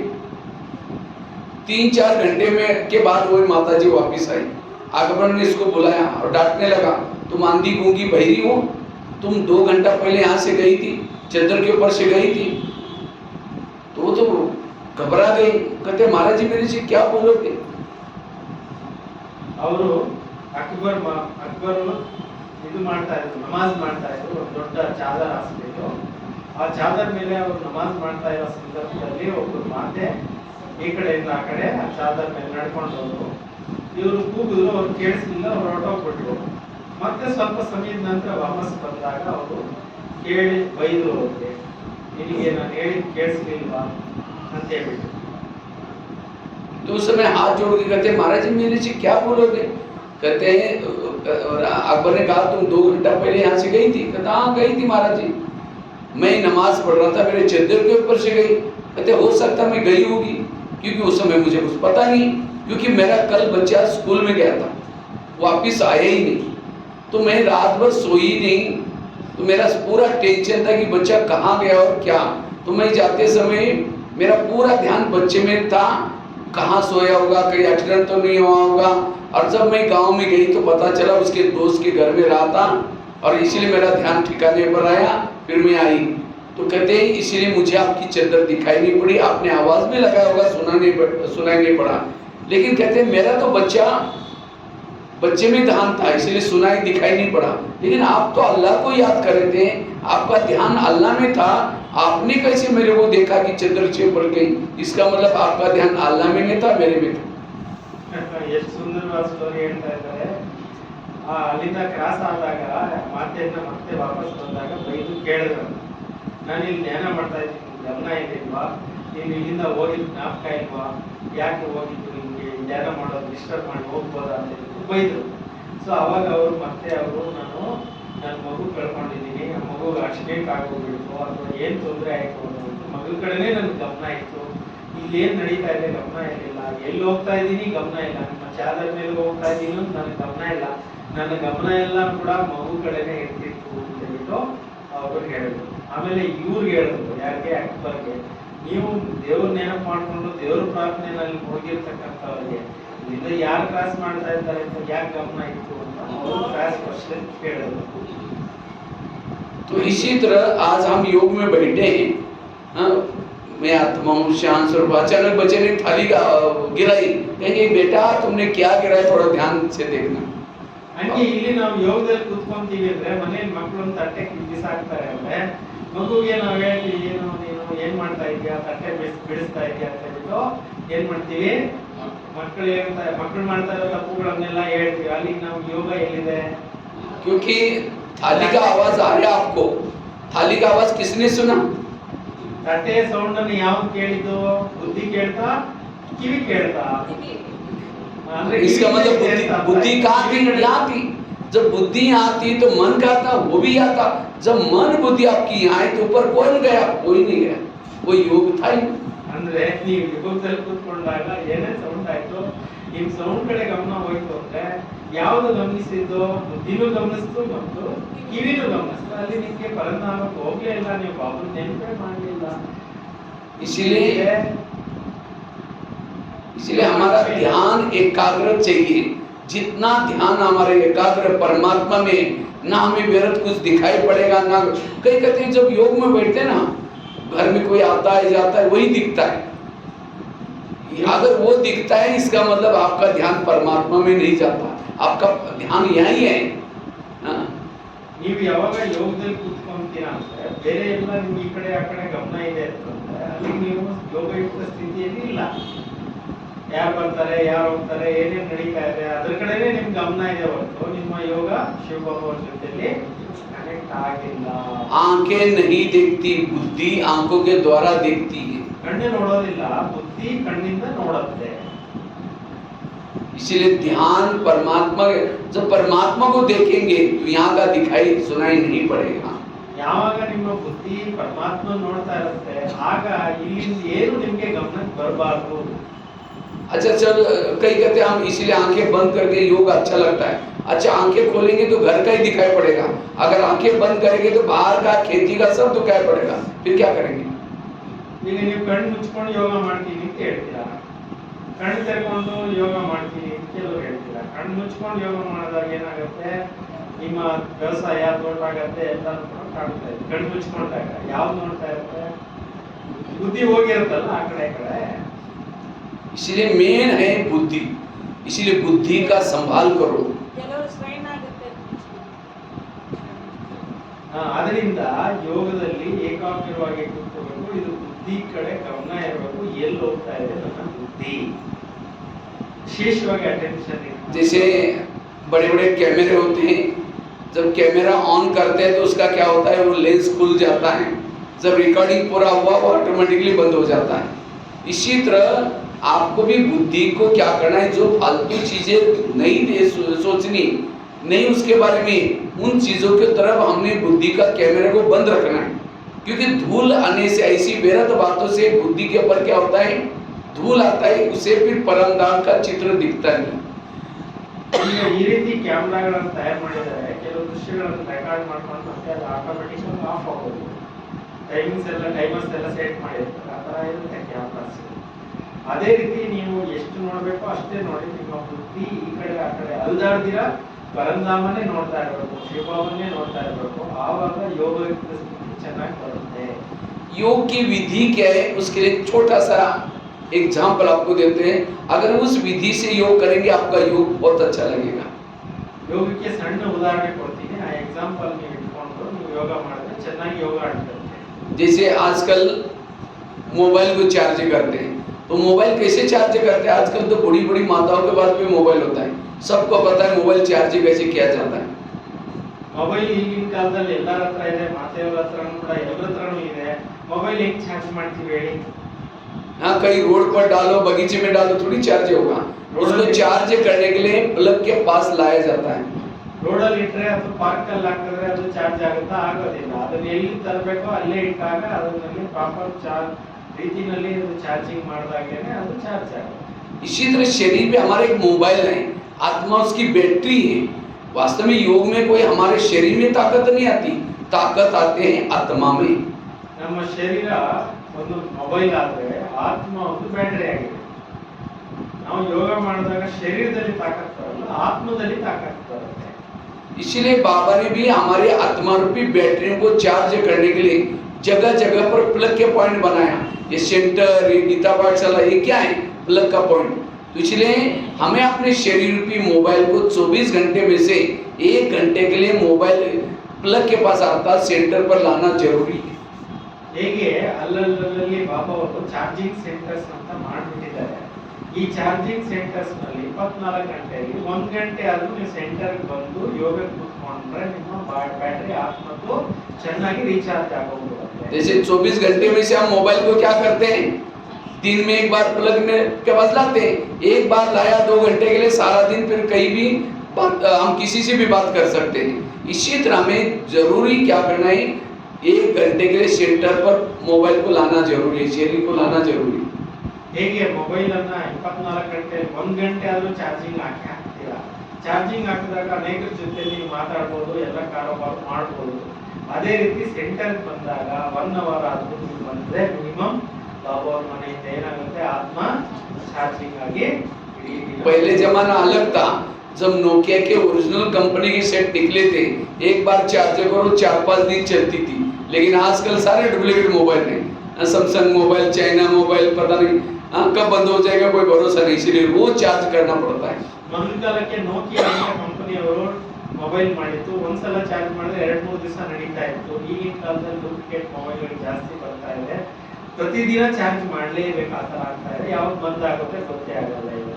इसी तरह पहले जमाना अलग था, जब ओरिजिनल कंपनी के दादिया सेट, हाँ, जो दादियाँ थी ओरिजिनल कंपनी के सेट थे, हाँ, एक बार योग किया कई दिन तक चलता था। लेकिन आजकल हम सब डुप्लीकेट मोबाइल है, हाँ, पता नहीं क्या क्या फंक्शन अंदर चलते रहते हैं और इसीलिए जल्दी डिस्चार्ज हो जाते हैं। इसलिए हमें दिन में एक बार अपने मोबाइल को जरूर चार्ज करने के लिए सेंटर पर आना जरूरी। ಮೊದಲ ಕಾಲಕ್ಕೆ ಏನು ಚಾರ್ಜಿಂಗ್ ಮಾಡಬೇಕಾಗಿತ್ತು, ಅದು ಜಾಸ್ತಿ ಅವಶ್ಯ ಇರಲಿಲ್ಲ. ಒಂದ್ಸಲ ಚಾರ್ಜ್ ಮಾಡಿದ್ರೆ 2-3 ದಿವಸ ಕೆಲಸ ಮಾಡ್ತೀವಿ. ಈಗಿನ ಕಾಲದಲ್ಲಿ ಈ ತರ ಚಾರ್ಜಿಂಗ್ ಮಾಡಬೇಕಾಗಿರೋ ಇದಿದೆ, ಪ್ರಮೇಯ ಇದೆ. ಅದರಲ್ಲಿ ಏನೇನೋ ಫಂಕ್ಷನ್ಸ್ ನಡೀತಾ ಇರುತ್ತೆ, ಕರೆಂಟ್ ಖಾಲಿ ಆಗ್ತಾ ಇರುತ್ತೆ, ಬೇಗನೂ ಅದು ಖಾಲಿ ಆಗ್ತಾ ಇರುತ್ತೆ. ಹಾಗಾಗಿ ದಿನದಲ್ಲಿ ಒಂದ್ಸಲ ಅದು ಮೊಬೈಲ್ ಚಾರ್ಜ್ ಮಾಡಕ್ಕೆ ಅವಶ್ಯಕತೆ ಇದ್ದೇ ಇದೆ. ಅದೇ ತರ ಡೈಲಿ ಒಂದ್ಸಲ ಅದು ಒಂದ್ ದಿವಸ ಅದು ಸೆಂಟರ್ ಬರಬೇಕು, ಚಾರ್ಜಿಂಗ್ ಮಾಡ್ಕೊಂಡು ಹೋಗ್ಬೇಕು. अच्छा, मोबाइल को प्लग के पास लाकर रखा, रात भर रखा, लेकिन उसकी तारें प्लग में डाली नहीं, हाँ, तो भी बैटरी चार्ज नहीं होगी। ಈಗ ಮೊಬೈಲ್ ಚಾರ್ಜ್ ಮಾಡ್ಲಿಕ್ಕೆ ಏನ್ ಮಾಡಿದ್ರಿ, ಎಲ್ಲ ರೆಡಿ ಮಾಡ್ರಿ, ಅದರಲ್ಲಿ ಪ್ಲಗ್ ಹಾಕಿದ್ರಿ. ಅವಾಗ ಬರೀ ಪ್ಲಗ್ ಹಾಕಿದ್ರೆ ಅಷ್ಟೇ ಸಾಲದು, ಅದಕ್ಕೆ ಏನ್ ಮಾಡ್ಬೇಕು, ಸ್ವಿಚ್ ಆನ್ ಮಾಡ್ಬೇಕು, ವೈರ್ ಸಿಕ್ಸ್ಬೇಕು, ಅದನ್ನು ಪ್ರಾಪರ್ ಆಗ್ತದೆ. ಅವಾಗ ಏನಾಯ್ತು, ಚಾರ್ಜ್ ಆಗುತ್ತೆ. इसी तरह हमने भी शरीर को लाकर के क्लास में पटका दिया, लेकिन मन बुद्धि नीचे भटक रहे, चार्जिंग नहीं होगा। ಇಲ್ಲಿ ನೀವು ಸೇವಾ ಕೇಂದ್ರಕ್ಕೆ ಬಂದ್ರಿ, ನಿಮ್ ಶರೀರ ಏನೋ ಇಲ್ಲಿದೆ, ಮೈಂಡ್ ಆಬ್ಜೆಕ್ಟ್ ಇದ್ರೆ ಚಾರ್ಜ್ ಆಗಲ್ಲ. अब सेंटर पर 2 दिन 4 दिन भी रहो, लेकिन मन बुद्धि नीचे भटक रहे, कोई आत्मिक अनुभव नहीं होगा। ಭಲೆ ನೀವು 3-4 ದಿವಸ ಭಲೆ ಸೆಂಟ್ರಲ್ ಬಂದ್ ಇರ್ಬೋದು, ಆದ್ರೂ ನಿಮ್ ಮನಸ್ಸು ಎಲ್ಲೆಲ್ಲೋ ಅಲಿತಾ ಇದ್ರೆ ಚಾರ್ಜಿಂಗ್ ಆಗಲ್ಲ. अच्छा, एक तार डाली अंदर, दूसरी बाहर है, तो भी बैटरी चार्ज नहीं होगी। ಇವಾಗ ಚಾರ್ಜಿಂಗ್ ಮಾಡ್ಬೇಕಾದ್ರೆ ಒಂದು ಪಿನ್ ಮಾತ್ರ ಹಾಕಿದ್ರೆ ಆಗಲ್ಲ, 2 ಪಿನ್ ಕರೆಕ್ಟ್ ಆಗಿ ಪ್ರಾಪರ್ ಆಗಿ ಏನ್ ಮಾಡ್ಬೇಕಾಗುತ್ತೆ, ಪ್ಲಗ್ ಮಾಡ್ಬೇಕಾಗುತ್ತೆ, ಪ್ಲಗ್ ಇನ್ ಮಾಡ್ಬೇಕಾಗುತ್ತೆ, ಅವಾಗ ಅದು ಚಾರ್ಜ್ ಆಗುತ್ತೆ. इसी तरह हमने मन को लगाया, बुद्धि को नहीं लगाया, तो भी चार्जिंग नहीं होगा। दोनों भी तारे डालनी है, तब आत्मा की बैटरी चार्ज होगी। ಮನಸ್ಸುನು ಇರಬೇಕು, ಬುದ್ಧಿನೂ ಎರಡೂನು ಕೂಡ ಕರೆಕ್ಟ್ ಆಗಿ ಪ್ರಾಪರ್ ಆಗಿ ರಿಸರ್ಚ್ ಮಾಡಿರ್ಬೇಕು, ಆವಾಗ ಬಾಬಾವರಿಂದ ಕರೆಂಟ್ ಬರುತ್ತೆ. ಕೆಲವೊಮ್ಮೆ ಏನಾಗುತ್ತೆ, ಎಲ್ಲ ಮಾಡ್ತೀವಿ, ಏನು ಪಿನ್ನು ಹಾಕ್ತೀವಿ, ಮೊಬೈಲ್ ಚಾರ್ಜಿಂಗು ಹಾಕ್ತೀವಿ, ಸ್ವಿಚ್ ಚಾರ್ಜ್ ಮಾಡೋದು ಬರ್ತದೆ. सभी क्लास ध्यान से सुन रहे हैं, हाँ, ये भी बहुत महत्व का टॉपिक है। नहीं तो आजकल योग के किसी को लगाते नहीं और इसलिए प्रॉब्लम आती है, आत्मिक स्थिति नहीं, फिर संस्कार नहीं बदलते। बहुत सहज विधि से हम आपको बता रहे हैं कैसे योग करना है। ಯೋಗದ ಮಹತ್ವಪೂರ್ಣವಾಗಿರುವಂತ ಸಬ್ಜೆಕ್ಟ್. एक बीच में ताली बजा थोड़ा सा, थोड़ा बाजू में ताली बजाने से मेरा उमंग नहीं बढ़ेगा, लेकिन बाजू में कोई सो रहा है उठ जाएगा अपने, ये भी सेवा हो जाएगी। ಚಪ್ಪಾಳೆ ತಟ್ರಿ, ಅವಾಗ ಮಧ್ಯದಲ್ಲಿ ಖುಷಿ ಆದಾಗ ಬೇರೆಯವ್ರ ಹಿಂದೆ ಬಂದ್ರೆ ಓಡೋಗ್ಬಿಡುತ್ತೆ, ನಮ್ಮ ಮುಂದೆ ಉತ್ಸಾಹ ಏನು ಕಮ್ಮಿ ಆಗಲ್ಲ ಅಂತ ಹೇಳ್ತಾ ಇದ್ದಾರೆ. इसलिए ध्यान से एक एक पॉइंट सुनो और वैसा योग में बैठेंगे ना, इसी विधि से आप करते रहना, क्या क्या मिस्टेक होते हैं देख लेना। ಇದೇ ವಿಧಿಯಿಂದ ನೀವು ಯೋಗ ಮಾಡಿದಾಗ ಯಾವ ಮಿಸ್ಟೇಕ್ಸ್ ಇರುತ್ತೆ, ನೀವು ಯೋಗ ಮಾಡುವಾಗ ಎಲ್ಲೆಲ್ಲಿ ಮಿಸ್ಟೇಕ್ ಆಗುತ್ತೆ, ಅದು ಸರಿ ಹೋಗಿ ಚೆನ್ನಾಗಿ ಯೋಗ ಅಂಟುತ್ತೆ. अच्छा, दोनों तारे डाली, मोबाइल को प्लग के पास लाकर रखा, लेकिन उसके बाजू का स्विच ऑफ था, रात भर चालू करके रखा, तो भी चार्जिंग नहीं होगा। ನೀವು ಎಲ್ಲ ಮಾಡಿದ್ದೀರಿ, करेक्ट ಆಗಿ ಹಾಕಿದ್ದೀರಿ, ಆದ್ರೆ ಪ್ಲಗ್ ಆನ್ ಮಾಡಿರ್ಲಿಲ್ಲ ಅಂದ್ರೆ ಏನಾಗುತ್ತೆ, ಇಡೀ ರಾತ್ರಿ ಇದ್ರೂ ಕೂಡ ಏನಾಗಲ್ಲ, ಚಾರ್ಜ್ ಆಗಲ್ಲ. इसी तरह हमने भी शरीर को यहाँ करके रख दिया, मन बुद्धि परमात्मा में लगाई, लेकिन स्मृति का स्विच ऑफ है, कुछ सोचे नहीं, डर के बैठे, बस कोई अनुभव नहीं होगा। ಇಲ್ಲಿ ಕೂಡ ನೀವು ಕೂತ್ಕೊಂಡು ಸ್ವಿಚ್ ಆಫ್ ಇದ್ರೆ ಪರಮಾತ್ಮನ ಜೊತೆ ಪ್ರೀತಿ ಅನುಭವ ಆಗೋದಿಲ್ಲ, ಯಾವುದೇ ಅನುಭವಗಳು ನಿಮಗೆ ಬರೋದಿಲ್ಲ. जब भी योग में बैठेंगे स्मृति का स्विच चालू करो, बाबा ने मेरे पर क्या उपकार किए, बाबा मुझे क्या से क्या बना रहे हैं, कितनी प्राप्तियां हो रही, जितनी ये स्मृतियां करेंगे उतना लगन में अगन निर्माण होगी। ಇಲ್ಲಿ ನೀವು ಯೋಗದಲ್ಲಿ ಕೂತ್ಕೊಂಡಾಗ ಏನೇನು ಪ್ರಾಪ್ತಿಗಳಾಗುತ್ತೆ, ಬಾಬಾ ನನಗೆ ಏನೇನು ಕೊಡ್ತಾ ಇದ್ದಾರೆ, ಏನೇನು ಪ್ರಾಪ್ತಿಗಳು ಆಗ್ತಾ ಇದೆ ಅನ್ನೋದನ್ನ ಜ್ಞಾಪಿಸ್ಕೊಳ್ಳಿ, ಆಗ ನಿಮ್ಮ ಬ್ಯಾಟರಿ ಚೆನ್ನಾಗಿ ಚಾರ್ಜ್ ಆಗುತ್ತೆ. कुछ उपकार है बाबा के ऊपर, हमारे बाबा के हमारे ऊपर, ಬಾಬಾ ಅವ್ರದ್ದು ಏನಾದ್ರು ಉಪಕಾರಗಳಾಗಿದೆಯಾ ನಿಮ್ಗೆ ನಮ್ಮ ಮೇಲೆ? अगर एक एक उपकार को याद करो, आंखों से आंसू आएंगे। 1 घंटा तो क्या 4 घंटा भी बैठेंगे तो भी हमें ना भूख लगेगी ना नींद आएगी। ಇಲ್ಲಿ ನಮ್ಗೆ ಆಗಿರೋ ಉಪಕಾರಗಳನ್ನೆಲ್ಲ ನೆನಪು ಮಾಡ್ಕೊಂಡ್ರೆ ಸಾಕು, ಆನಂದನೂ ಆಗುತ್ತೆ. 4-5 ಗಂಟೆ ಕೂತ್ಕೊಂಡು ಕೂಡ ಬಹಳ ಚೆನ್ನಾಗಿ ಆತ್ಮರೂಪಿ ಬ್ಯಾಟ್ರಿ ಚಾರ್ಜ್ ಆಗುತ್ತೆ. समझो कोई व्यक्ति गटर में गिरा हुआ है, लोग थूक के जा रहे हैं, नाक पकड़ करके जा रहे हैं, वो सड़ रहे गल रहे हैं, कोई देख भी नहीं रहा उसके तरफ. ಈಗ ಯಾರಾದ್ರೂ ಚರಂಡಿಯಲ್ಲಿ ಬಿದ್ದೋಗ್ಬಿಟ್ಟಿದ್ದಾರೆ ಅಂತ ಅವ್ರು ನೋಡ್ಕೊಂಡು ಕೆಲವರು ಹಂಗೆ ಹೋಗ್ತಾ ಇರ್ತಾರೆ, ಕೆಲವರು ಉದ್ದು ಹೋಗ್ತಿರ್ತಾರೆ, ಕೆಲವರು ಏನೇನೋ ಮಾಡಿ ಹೋಗ್ತಾ ಇರ್ತಾರೆ. लेकिन एक व्यक्ति गया, वहां से बहुत लोग जा रहे हैं, कोई देख भी नहीं रहे, लेकिन एक व्यक्ति गया, देखा ये गटर में गिरा हुआ है, सीधा वो गटर में उतरा. उसने ये नहीं सोचा मेरे कपड़े खराब हो जाएंगे, वो सीधा उसके पास गया. जाते ही वो सड़ रहा है गल रहा है तो भी उसको पकड़ करके गले लगाया. उसने ये नहीं सोचा उसकी बीमारी मुझे लगेगी, बदबू आएगी, और गले लगा कर उसके आंसू पोंछे. सीधा उसको उठा करके क्या क्या ला करके एसी गाड़ी में रखा. ये नहीं सोचे कि गाड़ी खराब हो जाएगी. ಆ ಬಿದ್ದೋಗಿರುವಂತ ವ್ಯಕ್ತಿನ ಎತ್ಕೊಂಡು ಬಂದು ನನ್ನ ಬಟ್ಟೆ ಗಲೀಜಾಗುತ್ತೆ ಅಂತ ಯೋಚನೆ ಮಾಡಲಿಲ್ಲ, ಅವ್ರಿಗೆ ಹಿಡಿದಿರೋ ಕಾಯಿಲೆ ನನ್ಗೆ ಅಂಟ್ಕೊಳ್ಳುತ್ತೆ ಅಂತ ಯೋಚನೆ ಮಾಡಲಿಲ್ಲ. ಎಲ್ಲ ರೀತಿಯಲ್ಲಿ ಅವ್ರನ್ನ ಮೇಲಕ್ಕೆ ಎತ್ಕೊಂಡು ಬಂದು ಗಾಡಿನಲ್ಲಿ ಕೂರಿಸ್ಬಿಟ್ಟು ನನ್ನ ಗಾಡಿ ಹಾಳಾಗುತ್ತೆ ಗಲೀಜಾಗುತ್ತೆ ಅನ್ನೋದು ಯೋಚನೆ ಮಾಡಲಿಲ್ಲ. उसके बाद उसने उसको क्या करे, खुद अपने हाथ से वो व्यक्ति नहला रहे, धुला रहे, मालिश पालिश कर रहे, उसको दवाई पिला रहे. तो क्या वो गटर में गिरा हुआ व्यक्ति कभी भूलेगा उसको? कहेगा इस व्यक्ति ने मेरे को जिए दान दिया, मैं कभी भी नहीं भूल सकता हूँ. ಆ ರೀತಿ ಬಿದ್ದಿರುವಂತ ವ್ಯಕ್ತಿನ ಮೇಲೆ ಎತ್ಕೊಂಡು ಬಂದು ಅದಕ್ಕೆ ಟ್ರೀಟ್ಮೆಂಟ್ ಕೊಟ್ಟು ಅದಕ್ಕೆ ಮೆಡಿಸಿನ್ ಕೊಟ್ಟು ರೆಡಿ ಮಾಡಿದ್ರೆ ಆ ವ್ಯಕ್ತಿ ಲೈಫ್ ಲಾಂಗ್ ಮರಿತಾನ ಅರ್ಥವಾಗ್ಲಿಲ್ವಾ ಸಬ್ಜೆಕ್ಟ್? इसी तरह आज हम भी विकारों के गटर में गिरे थे, 63 जन्मों से गिरे थे, किसी ने भी नहीं उठाया. उठाने के तो छोड़ो, और ही हमें लात मार के गिराया. हमने शादी की, तुमको करनी पड़ेगी, लोग हमको क्या बोलेंगे? जबरदस्ती विकारों के गटर में गिराया. तो परमात्मा ने परम धाम से आकर के आज कहाँ हमारा गांव गली, कहाँ वो परम धाम ब्रह्मांड, और वहां से नजर पड़ी थी मैं जब नीचे जाऊंगा इस व्यक्ति के पास भी जरूर जाऊंगा. और आपके लिए कितना बहनों को सरेंडर किया, कितने लोगों कितनी मेला किया, कितना यहाँ तक परमात्मा पहुंचने के लिए कितनी मेहनत की. और केवल आपको ज्ञान सुना ही नहीं, उस गटर से निकाला, सेंटर पर लाया, 7 दिन तक निलाया, रोज आपकी टीचर बन करके पढ़ा रहे, गुरु बन करके सदा साथ में है, हर पल साथ में है. तो ऐसे बाबा को हम कैसे भूल सकते हैं? ಹೇಗೆ ಚರಂಡಿಯಲ್ಲಿ ಬಿದ್ದೋಗಿರೋ ವ್ಯಕ್ತಿನ ಹಿಂಗೆ ಮೇಲೆತ್ತಿರೋರು, ಮತ್ತೆ ಅವ್ರ ಟ್ರೀಟ್ಮೆಂಟ್ ಕೊಟ್ಟಿರೋರು, ಪಾಲನೆ ಮಾಡಿರೋರು, ಅವ್ರ ರೋಗ ದೂರ ಮಾಡಿರೋರನ್ನ ಲೌಕಿಕ ಪ್ರಪಂಚದಲ್ಲಿ ಎಂದಿಗೂ ಮರೆಯೋದಿಲ್ಲ. ಇದಕ್ಕೆ ಕೃತಜ್ಞತೆ ಅಂತ ಹೇಳ್ತಾರೆ. ಅದೇ ತರ ನಾವು ಕೂಡ ಏನ್ ಬಿದ್ದೋಗ್ಬಿಟ್ಟಿದ್ವಿ ಹೇಳಿ, ನಿರ್ಧಾರಗಳಲ್ಲಿ ಬಿದ್ದೋಗ್ಬಿಟ್ಟಿದ್ವಿ, ಪತಿತರಾಗೋಗ್ಬಿಟ್ಟಿದ್ವಿ. ಅನೇಕರಿಂದ ನಮಗೂ ಕೂಡ ತಿರಸ್ಕಾರಗಳಾಗಿತ್ತು, ಎಲ್ಲ ಕೈಯಿಂದ ಬೈಗಳಿರ್ತಿತ್ತು, ಏನೇನೆಲ್ಲ ಲೌಕಿಕ ನೆನಪು ಮಾಡ್ಕೊಳ್ಳಿ. ಅಂತ ಒಂದು ಸಂದರ್ಭದಲ್ಲಿ ಬಾಬಾ ಅವರು ನಮ್ಮನ್ನ ಎಲ್ಲಿಂದ ಮೇಲೆತ್ತಿ ಎಲ್ಲಿ ಇಟ್ಕೊಂಡಿದ್ದಾರೆ, ಹೇಗ್ ಮಾಡ್ತಾ ಇದ್ದಾರೆ, ಹೆಂಗಿದ್ದವ್ರನ್ನ ಹೆಂಗ್ ಮಾಡ್ತಾ ಇದ್ದಾರೆ, ಇದನ್ನೆಲ್ಲ ನೆನಪು ಮಾಡ್ಕೊಳ್ಳಿ. ಬಾಬಾ ಅವ್ರು ಇಂಥ ಬಾಬಾ ಅವ್ರನ್ನ ನಾವು ಮರೀಲಿಕ್ಕೆ ಆಗತ್ತಾ? ಯಾರನ್ನ ಎತ್ತಕ್ಕಾಯ್ತಾ? ಲೌಕಿಕದಲ್ಲಿ ಕೂಡ ಇದ್ದಾಗ ನಾವು ಈ ಜ್ಞಾನಕ್ಕೆ ಬಂದಾಗ ಎಲ್ಲರೂ ಒಬ್ಬೊಬ್ರು ಒಂದೊಂದು ಮಾತು ಅಂದವ್ರೆ, ಬೈದವ್ರೆ, ಎಲ್ಲ ರೀತಿಯಲ್ಲಿ ಆಯ್ತಲ್ಲ. ಆದ್ರೂ ಕೂಡ ಬಾಬಾ ನಮ್ಮನ್ನ ಆ ಒಂದು ಕೊಳಕು ಪ್ರಪಂಚದಿಂದ ಏನ್ ಮಾಡಿದ್ರು, ಮೇಲೆ ಎತ್ತಿದ್ರು. ಎಷ್ಟು ಬಾಬಾ, ಅದರಿಂದ ನಾವು ಇವಾಗ ಎಷ್ಟು ಬಾಬಾ ಏನ್ ಹೇಳ್ಬೇಕು, ಏನ್ ಹೇಳ್ಬೇಕು, ಎಷ್ಟು ದೊಡ್ಡ ಪ್ರಾಪ್ತಿ ಆಯ್ತು. आज कोई बच्चे को आईआईटी में एडमिशन मिलता है तो उसके मम्मी पापा लड्डू पेड़ा बांटना शुरू करते हैं. क्यों लड्डू पेड़ा बांट रहे? मेरे बेटे को आईआईटी में एडमिशन मिला हुआ, नौकरी नहीं लगी, केवल एडमिशन मिला है तो भी लड्डू पेड़ा बांट रहे हैं.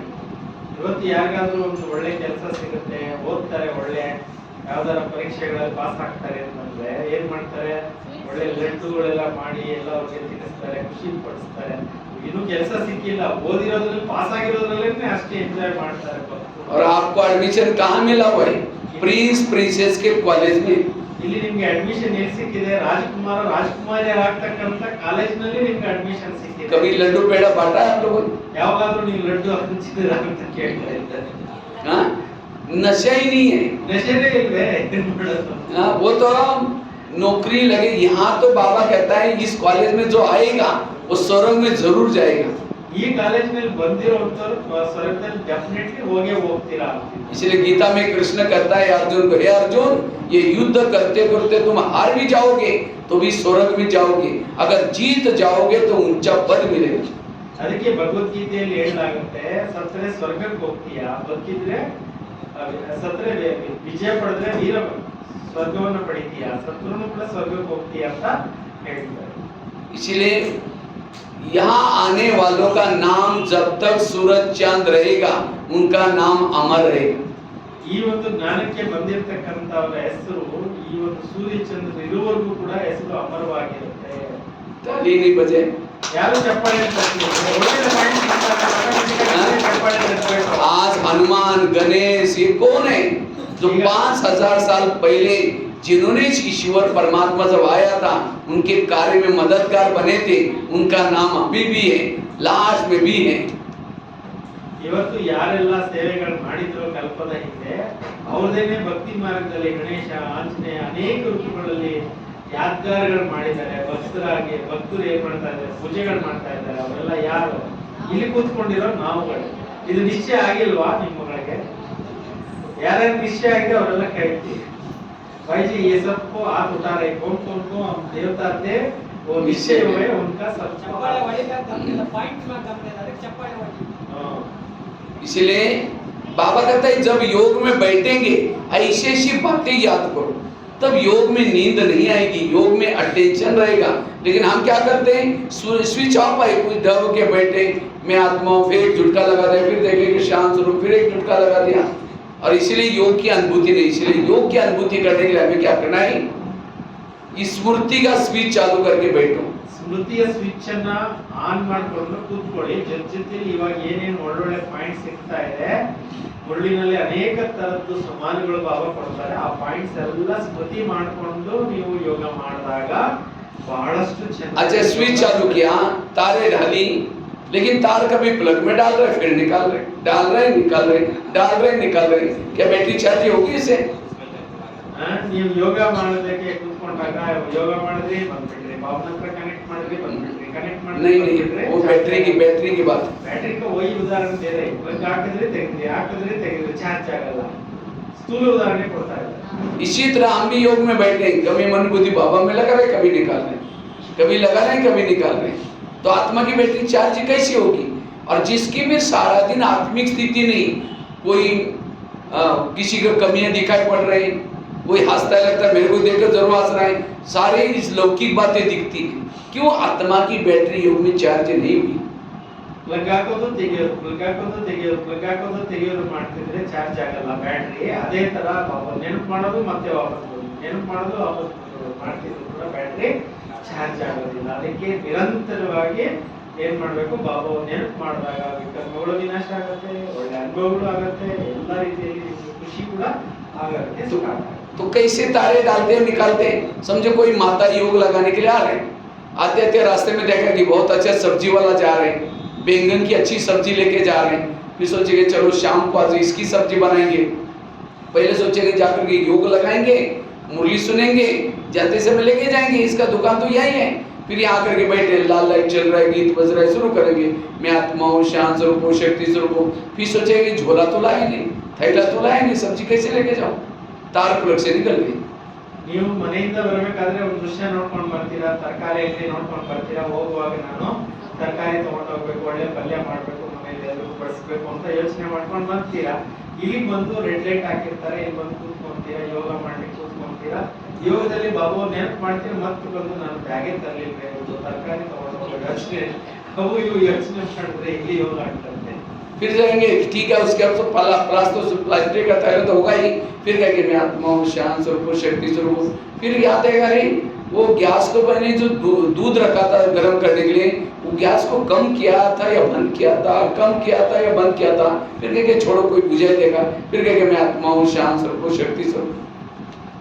ಇಲ್ಲಿ ಬರ್ತೀರಾ, ಕೂತ್ಕೊಂತೀರಾ, ಯೋಗದಲ್ಲಿ ಕೂತ್ಕೊಂತೀರಾ, ಯೋಗದಲ್ಲಿ ಕೂತ್ಕೊಳ್ಳುವಾಗ ಏನ್ ಮಾಡ್ತೀರಾ, ಒಂದೊಂದ್ಸಲ ಅನ್ಕೊಂತೀರಾ, ಒಂದು ಬ್ಯಾಗ್ ತಂದಿಲ್ಲ ಹೋಗ್ಲಿ ಬಿಟ್ಟು ಪ್ಲಾಸ್ಟಿಕ್ ಕವರ್ ಇಸ್ಕೊಂಡು ಹೋಗೋಣ ಅಂತ ಹೇಳ್ಬಿಟ್ಟು ಅನ್ಕೊಂತೀರಾ, ಆಮೇಲೆ ಮತ್ತೆ ಬಾಬಾ ನನ್ನ ಆತ್ಮ ಬಾಬಾ ಅಂತ ಹೇಳ್ಬಿಟ್ಟು ಕೂತ್ಕೊಂಡು ಯೋಗ ಮಾಡ್ತೀರಾ. ಮತ್ತೆ ಇನ್ನೊಂದು ಸಂಕಲ್ಪ ಬರುತ್ತೆ, ನೀವು ಇದು ಗ್ಯಾಸ್ ಮೇಲೆ ಹಾಲು ಇಟ್ಬಿಟ್ಟು ಬಂದ್ಬಿಟ್ಟಿದ್ದೀರಾ, ಸಿಮ್ ಮಾಡಿ ಬಂದಿದ್ದೀರೋ ಆಫ್ ಮಾಡಿ ಬಂದಿದ್ದೀರೋ ಏನೋ ಜ್ಞಾಪಕ ಇಲ್ಲ, ಅಯ್ಯೋ ಏನಾಗುತ್ತೋ ಎತ್ತಾಗುತ್ತೆ ಅಂತ ಆ ಕಡೆ ಗಮನ ಹೊರಟೋಗ್ಬಿಡುತ್ತೆ. ಅವಾಗಲೂ ಯೋಗ ಅಂತಲ್ಲ. आंखें बाबा के फोटो को तरफ देख रहे, गीत भी सुन रहे, लेकिन बुद्धि गैस को देख रहे.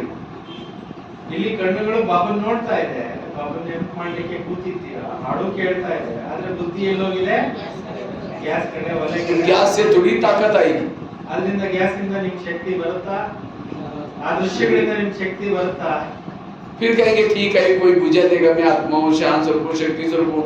फिर सोचा घर में तो मेहमान आने वाला था, मैंने सोचा था उसके लिए इडली बनाऊं, लेकिन रात को तो सोते समय दाल चावल तो भिगोए नहीं, चलो छोड़ो कुछ और बना देंगे. मैं आत्मा हूँ, शांत स्वरूप हूँ. लाल लाइट की सफेद लाइट होगी, योग का टाइम पूरा हो गया. सामने वाला बैठने वाला सोचा वाह इन्होंने आधा घंटे योग किया, इनका योग कहाँ लगा था? वो बैंगन योग या सब्जी वाला योग, बाबा वाला योग नहीं था.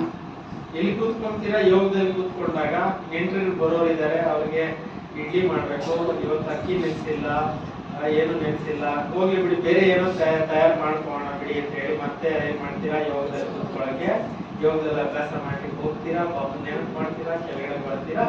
ಇಷ್ಟರಲ್ಲಿ ಅರ್ಧ ಗಂಟೆ ಯೋಗ ಕಂಪ್ಲೀಟ್ ಆಗೋಗಿರುತ್ತೆ, ರೆಡ್ ಲೈಟ್ ವೈಟ್ ಆಗಿರುತ್ತೆ. ಈ ಟೈಪ್ ಯೋಗ ಅಂಟಿರುತ್ತಾ ಅಂತ ಕೇಳ್ತಾ ಇದ್ದೆ. ಗಮನ ಎಲ್ಲೆಲ್ಲಿ ಹೋಯ್ತು? ध्यान में भी बैठने के बाद चेक करो कि मेरा ध्यान और मन कहाँ है. ಯೋಗದಲ್ಲಿ ಕೂತ್ಕೊಂಡಾಗ ನನ್ನ ಗಮನ ಎಲ್ಲಿತ್ತು, ನನ್ನ ಬುದ್ಧಿ ಎಲ್ಲಿತ್ತು, ನನ್ನ ಸಂಕಲ್ಪ ಎಲ್ಲೆಲ್ಲಿ ಓಡ್ತಾ ಇತ್ತು, ಅದರ ಕಡೆ ಸಂಪೂರ್ಣವಾಗಿ ಚೆಕಿಂಗ್ ಮಾಡ್ಕೊಳ್ಳಿ. इसलिए घर से जब निकलते हैं तब से सोचो, बुद्धि से बातें करते हो, ये बुद्धि अब देखो परमात्मा ने तुमको बुलाया है, मैं तो आत्मा तो ऊपर नहीं आ सकती, लेकिन तुमको परमात्मा जो इतना बड़ा संसार का मालिक, उसने आधा घंटे के लिए तुम्हारे लिए अपॉइंटमेंट दिया, तुम वही जाना, इधर उधर नहीं भटकना, उसको देखते रहना, उसकी शक्ति लेके आना, अनुभव करके ऐसी बातें करते हो तो रास्ते में आप क्या व्यंजन आया क्या सभी कुछ दिखाई भी नहीं पड़ेगा, क्योंकि आप बुद्धि से बातें करते आ रहे हैं. और यहाँ बैठते ही बुद्धि को, और बुद्धि थोड़ी भी अगर कोई बेरत बातें की तरफ गई, बात करो, हे बुद्धि तुमको मैंने क्या बोला था, परंदा में जाना, तुम अभी कहाँ गई है. इसी तरह बुद्धि का पीछा करो, यही युद्ध है. माया क्या करते हैं, बुद्धि का क्या माने, दूसरे की तरफ घुमाते हैं, आपको बाबा की तरफ घुमाने. ಈಗ ನೀವು ಮನೆಯಿಂದ ಹೊರಡಬೇಕಾದ್ರೆ ಇದೇ ಸಂಕಲ್ಪ ಮಾಡ್ಕೊಂಡು ಬನ್ನಿ, ನಾನು ಬಾಬಾ ಅವ್ರ ಮನೆಗೆ ಹೋಗ್ತಾ ಇದ್ದೀನಿ, ಒಳ್ಳೆ ಯೋಗಿಕ ಸ್ಥಿತಿಯಲ್ಲಿ ಕೂತ್ಕೋಬೇಕು, ಒಳ್ಳೆ ಅನುಭವ ಮಾಡಬೇಕು, ಒಳ್ಳೆ ಸ್ಥಿತಿಯಲ್ಲಿ ಕೂತ್ಕೊಂಡು ಯೋಗ ಮಾಡಬೇಕು, ಬಾಬಾ ಅವ್ರ ನೆನಪಿನಲ್ಲಿ ಬಾಬಾ ನನ್ನನ್ನು ಆಹ್ವಾನ ಮಾಡ್ತಾ ಇದ್ದಾರೆ, ಕರೀತಾ ಇದ್ದಾರೆ, ನಾನು ಯೋಗದಲ್ಲಿ ಕೂತ್ಕೊಂಡು ಒಳ್ಳೆ ಸ್ಥಿತಿಯಲ್ಲಿ ಅನುಭವ ಮಾಡಬೇಕು ಅಂತ ಅದೇ ಯೋಚನೆಗಳಲ್ಲಿ ಬನ್ನಿ. ಇಲ್ಲಿ ಕೂತ್ಕೊಂಡಾಗ್ಲೂ ಕೂಡ ಅದೇ ಯೋಚನೆಗಳಲ್ಲಿ ಕೂತ್ಕೊಳ್ಳಿ. ಆಗ ನಿಮ್ಗೆ ಏನ್ ಅನುಭವಗಳು ಮಾಡ್ಬೇಕು ಅಂತ ಅನ್ಸುತ್ತೆ ಅದೆಲ್ಲ ಅನುಭವಗಳನ್ನ ಮಾಡ್ಬೋದು. ಬೈ ಚಾನ್ಸ್ ಒಂದ್ ವೇಳೆ ಮಧ್ಯದಲ್ಲಿ ಎಲ್ಲಾದ್ರೂ ಮನಸ್ಸು ಬುದ್ಧಿ ಹೋಯ್ತು ಅಂದ್ರೆ ಅದಕ್ಕೆ ಮತ್ತೆ ಟ್ರೈನಿಂಗ್ ಕೊಟ್ಕೊಳ್ಳಿ, ಅದನ್ನ ಮತ್ತೆ ಸರಿಪಡಿಸ್ಕೊಳ್ಳಿ, ಅಲ್ಲೇ ಥಾಟ್ಸ್ ಅನ್ನ ಚೇಂಜ್ ಮಾಡ್ಕೊಂಡು ಮತ್ತೆ ಉದ್ಯೋಗನ ಶಿವಬಾಬಾ ಜೊತೆಲಿ ಜೋಡಿಸಿ, ಆಗ ಒಳ್ಳೆ ಅನುಭವಗಳು ಯೋಗಯುಕ್ತ ಸ್ಥಿತಿ ಆಗುತ್ತೆ. ಮತ್ತೆ ಚಾರ್ಜಿಂಗ್ ಕೂಡ ಬ್ಯಾಟ್ರಿ कई तो क्या कहते हैं, जब योग में बैठते ना, मेरी आत्मा निकल करके बॉडी से ऊपर जाती ही नहीं है. हम यही देखते हैं, हॉल में बैठे हैं, पब्लिक के साथ बैठे हैं, तो लगता है मेरा योग ही नहीं लगा. ಕೆಲವರು ತಿಳ್ಕೊಂತಾರೆ ನಾವಿಲ್ಲಿ ಕೂತಿದ್ವಿ, ಆದ್ರೆ ನನ್ನ ಬುದ್ಧಿ ಯೋಗ ಪರಿಣಾಮ ಕಡೆ ಹೋಗ್ಲೇ ಇಲ್ಲ, ಇಲ್ಲೇ ಕೂತಿದ್ದೀನಿ ಬುದ್ಧಿ ಹೋಗ್ಲೇ ಇಲ್ಲ, ಇಲ್ಲೆಲ್ಲರೂ ಕಾಣ್ತಾ ಇದ್ದಾರೆ, ಇಲ್ಲೇ ಇದ್ದೀನಿ, ನನ್ನ ಬುದ್ಧಿ ಮೇಲೆ ಹೋಗೋದು, ನನ್ನ ಆತ್ಮ ಮೇಲೆ ಆಗ್ತಾನೆ ಇಲ್ಲ ಅಂತ ಹೇಳ್ಬಿಟ್ಟು ಕೆಲವರು ಹೇಳ್ತಾರೆ. क्या बुद्धि सचमुच योग में परमधाम में, क्या आत्मा सचमुच योग में बैठते परमधाम में जाती है? ಯೋಗದಲ್ಲಿ ಕೂತ್ಕೊಂಡಿದ್ದಾಗ ಆತ್ಮ ಪರಂಧಾಮಕ್ಕೆ ಹೋಗುತ್ತಾ? नहीं तो जैसे आजकल पीस ऑफ माइंड टीवी में कई यूट्यूब में ऐसे दृश्य देखते हैं, योगी बैठा है, बैठते ही क्या होता है, धीरे से उसकी आत्मा निकली, घूमते घूमते घूमते सीधा चांद सूरज तारण के ऊपर गई, परम धाम में गई, बाबा के साथ चिपक गई. लेकिन हमारी तो चिपकती नहीं, फिर हम लगता है मेरा योग लगता है. योग में आत्मा बॉडी से नहीं निकलती, अगर आत्मा निकल गई तुरंत शरीर लुढ़क जाएगा, नीचे गिर जाएगा. ಯೋಗದಲ್ಲಿ ಕೂತ್ಕೊಂಡಾಗ ಆತ್ಮ ಏನು ಹೊರಟೋಗೋದಿಲ್ಲ ಪರಂಧಾಮಕ್ಕೆ. ಈಗಿನ ಕಾಲದಲ್ಲಿ ಒಳ್ಳೊಳ್ಳೆ ದೃಶ್ಯಗಳನ್ನ ಯೂಟ್ಯೂಬ್ ನಲ್ಲಿ ಪೀಸ್ ಆಫ್ ಮೈಂಡ್ ಚಾನಲ್ ಅಲ್ಲಿ ತೋರಿಸ್ತಾರೆ. ಯೋಗಿ ಕೂತ್ಕೊಂಡಾಗ ಮನಸ್ಸು ಬುದ್ಧಿ ಆತ್ಮ ಹೋಗ್ತಾ ಇರೋದು ತೋರಿಸ್ತಾರೆ. ಹಂಗೇನ್ ಹೋಗ್ಬಿಡೋದಿಲ್ಲ ಆತ್ಮ ಪರಂಧಾಮಕ್ಕೆ. ಇದು ಬುದ್ಧಿಯೋಗದ ಯಾತ್ರೆ ಆಗಿದೆ. ಆತ್ಮ ಹೊರಟಾಯ್ತು ಅಂದ್ರೆ ಈ ಶರೀರ ಇಲ್ಲೇ ಬಿದ್ದೋಗ್ಬಿಡುತ್ತೆ, ಸತ್ತೋಗ್ಬಿಡುತ್ತೆ. अभी आप मधुबन में गए थे, माउंट आबू की यात्रा कराई, तो क्या शरीर क्या लुढ़क गया था? आत्मा चली गई थी वहां? आत्मा तो बॉडी में थी, वही थी कौन? मन बुद्धि गई थी। ಈಗ ಇಲ್ಲೇ ಕೂತಿದ್ರಿ ನೀವೆಲ್ಲ ಮಧುಬನ ಟೂರ್ ಮಾಡ್ಕೊಂಡು ಬಂದ್ರಿ, ಪಾಂಡವ ಭವನಕ್ಕೆ ಹೋಗಿ ಬಂದ್ರಿ, ಎಲ್ಲ ಕಡೆಯಲ್ಲಿ ಏನೇನ್ ಹೇಳಿದ್ರು ಎಲ್ಲಾನು ಕೂಡ ನೋಡ್ಕೊಂಡು ಬಂದ್ರಲ್ಲ, ಅವಾಗ ಆತ್ಮ ಹೊರಟಾಗಿತ್ತ? जैसे मोबाइल को चार्जिंग में लगाया, दोनों तारी डाली, स्विच चालू किया, जैसे मोबाइल चार्जिंग चालू हो गया तो क्या मोबाइल से बैटरी निकल करके प्लग में घुस निकल गई? बैटरी कहाँ रहते हैं? मोबाइल में रहते हैं। इसी तरह हमारी आत्मा बॉडी में रहते हैं, केवल मन बुद्धि परमधाम में जाते हैं। जिसको ये स्पष्ट होगा उसको योग लगाना बड़ा इजी। ಈಗ ನೀವು ಮೊಬೈಲ್ ಚಾರ್ಜಿಂಗ್ ಹಾಕ್ತೀರಾ, ಪಿನ್ ಹಾಕ್ತೀರಾ, ಏನ ಒಳಗಡೆ ಇರೋ ಮೊಬೈಲ್ ಆಚೆಗೆ ಬಂದ್ಬಿಟ್ಟು ಒಳಗಡೆ ಗಂಜ ಹತ್ರ ಸೇರ್ಕೊಂಡಿತ್ತ? ಇಲ್ಲ, ಮೊಬೈಲ್ ನಲ್ಲಿ ಚಾರ್ಜಿಂಗ್ ಆಗ್ತಾ ಇತ್ತು, ಸಿಗ್ನಲ್ ಕರೆಂಟ್ ಬರ್ತಾ ಇತ್ತು. ಅದೇ ತರ ನೀವು ಈ ಶರೀರದಲ್ಲಿ ಇದ್ರೂ ಕೂಡ ನಿಮ್ಮ ಮನಸ್ಸು ಬುದ್ಧಿ ಪರಿಣಾಮಕ್ಕೆ ಹೋಗುತ್ತೆ, ಬರುತ್ತೆ, ಅಲ್ಲಿ ಹೋಗಿ ಚಾರ್ಜಿಂಗ್ ಮಾಡ್ಕೊಂಡು ಬರುತ್ತೆ. ಬಾಕಿ ದೇಹದಿಂದ ಏನು ಆತ್ಮ ಹೊರಟೋಗ್ಬಿಡೋದಿಲ್ಲ. ಇದೇ ಯೋಗ ಅಂತ ಹೇಳಿ. ಇದನ್ನ ಚೆನ್ನಾಗಿ ಅರ್ಥ ಮಾಡ್ಕೊಂಡಿರೋ ಯೋಗ ಚೆನ್ನಾಗಿ ಬರುತ್ತೆ. इसलिए योग के लिए बुद्धि के ऊपर किसी भी व्यक्ति का, कोई वस्तु का, कोई भी पदार्थों का किसी का प्रभाव ना हो। जिसके बुद्धि के ऊपर एक बाबा का प्रभाव है वही योगी बन सकता है। ಯಾರಿಗೆ ಯೋಗದಲ್ಲಿ ಕೂತ್ಕೊಳ್ಳುವಾಗ ಯಾವುದೇ ವ್ಯಕ್ತಿಗಳ ಪ್ರಭಾವ, ವಸ್ತುಗಳ ಪ್ರಭಾವ ಯಾವುದರ ಕಡೆನೂ ಗಮನ ಇಲ್ಲ, ಕೇವಲ ಬಾಬಾ ಅವ್ರ ಕಡೆನೇ ಪ್ರಭಾವಿತರಾಗಿರ್ತಾರೆ, ಅವರೇ ಒಳ್ಳೆ ಯೋಗದಲ್ಲಿ ಅನುಭವಗಳನ್ನು ಮಾಡಲಿಕ್ಕೆ ಸಾಧ್ಯ ಆಗುತ್ತೆ. इसलिए हमें ऐसे इस मोबाइल के एग्जाम्पल को अगर जो बता दिया, इस तरह से योग लगाओ तो विधि से योग लगेगा, इससे आपकी आत्मिक बैटरी चार्ज हो जाएगी। ಹೇಗೆ ಮೊಬೈಲ್ ಬಗ್ಗೆ ಉದಾಹರಣೆ ಕೊಡಲಾಯಿತು, ಅದೇ ರೀತಿಯಲ್ಲಿ ಇದನ್ನು ಕೂಡ ನೀವು ಫಾಲೋ ಮಾಡಿದಾಗ, ಮನಸ್ಸು ಬುದ್ಧಿ ಸ್ಥಿರವಾಗಿ ಬಾಬಾ ಅವ್ರ ಕಡೆ ಕನೆಕ್ಟ್ ಮಾಡಿದಾಗ ಬಹಳ ಚೆನ್ನಾಗಿ ಆತ್ಮಕ್ಕೆ ಬ್ಯಾಟರಿ ಏನಾಗುತ್ತೆ, ಫುಲ್ ಚಾರ್ಜ್ ಆಗುತ್ತೆ. और जिसने योग में आत्मा की बैटरी चार्ज किया, सारा दिन उसके शरीर में वेव्स फैलते हैं और उसी वेव से अतीन्द्रिय सुख मिलता है। और जब ये सुख मिलेगा चेहरे में सदा खुशी रहेगी।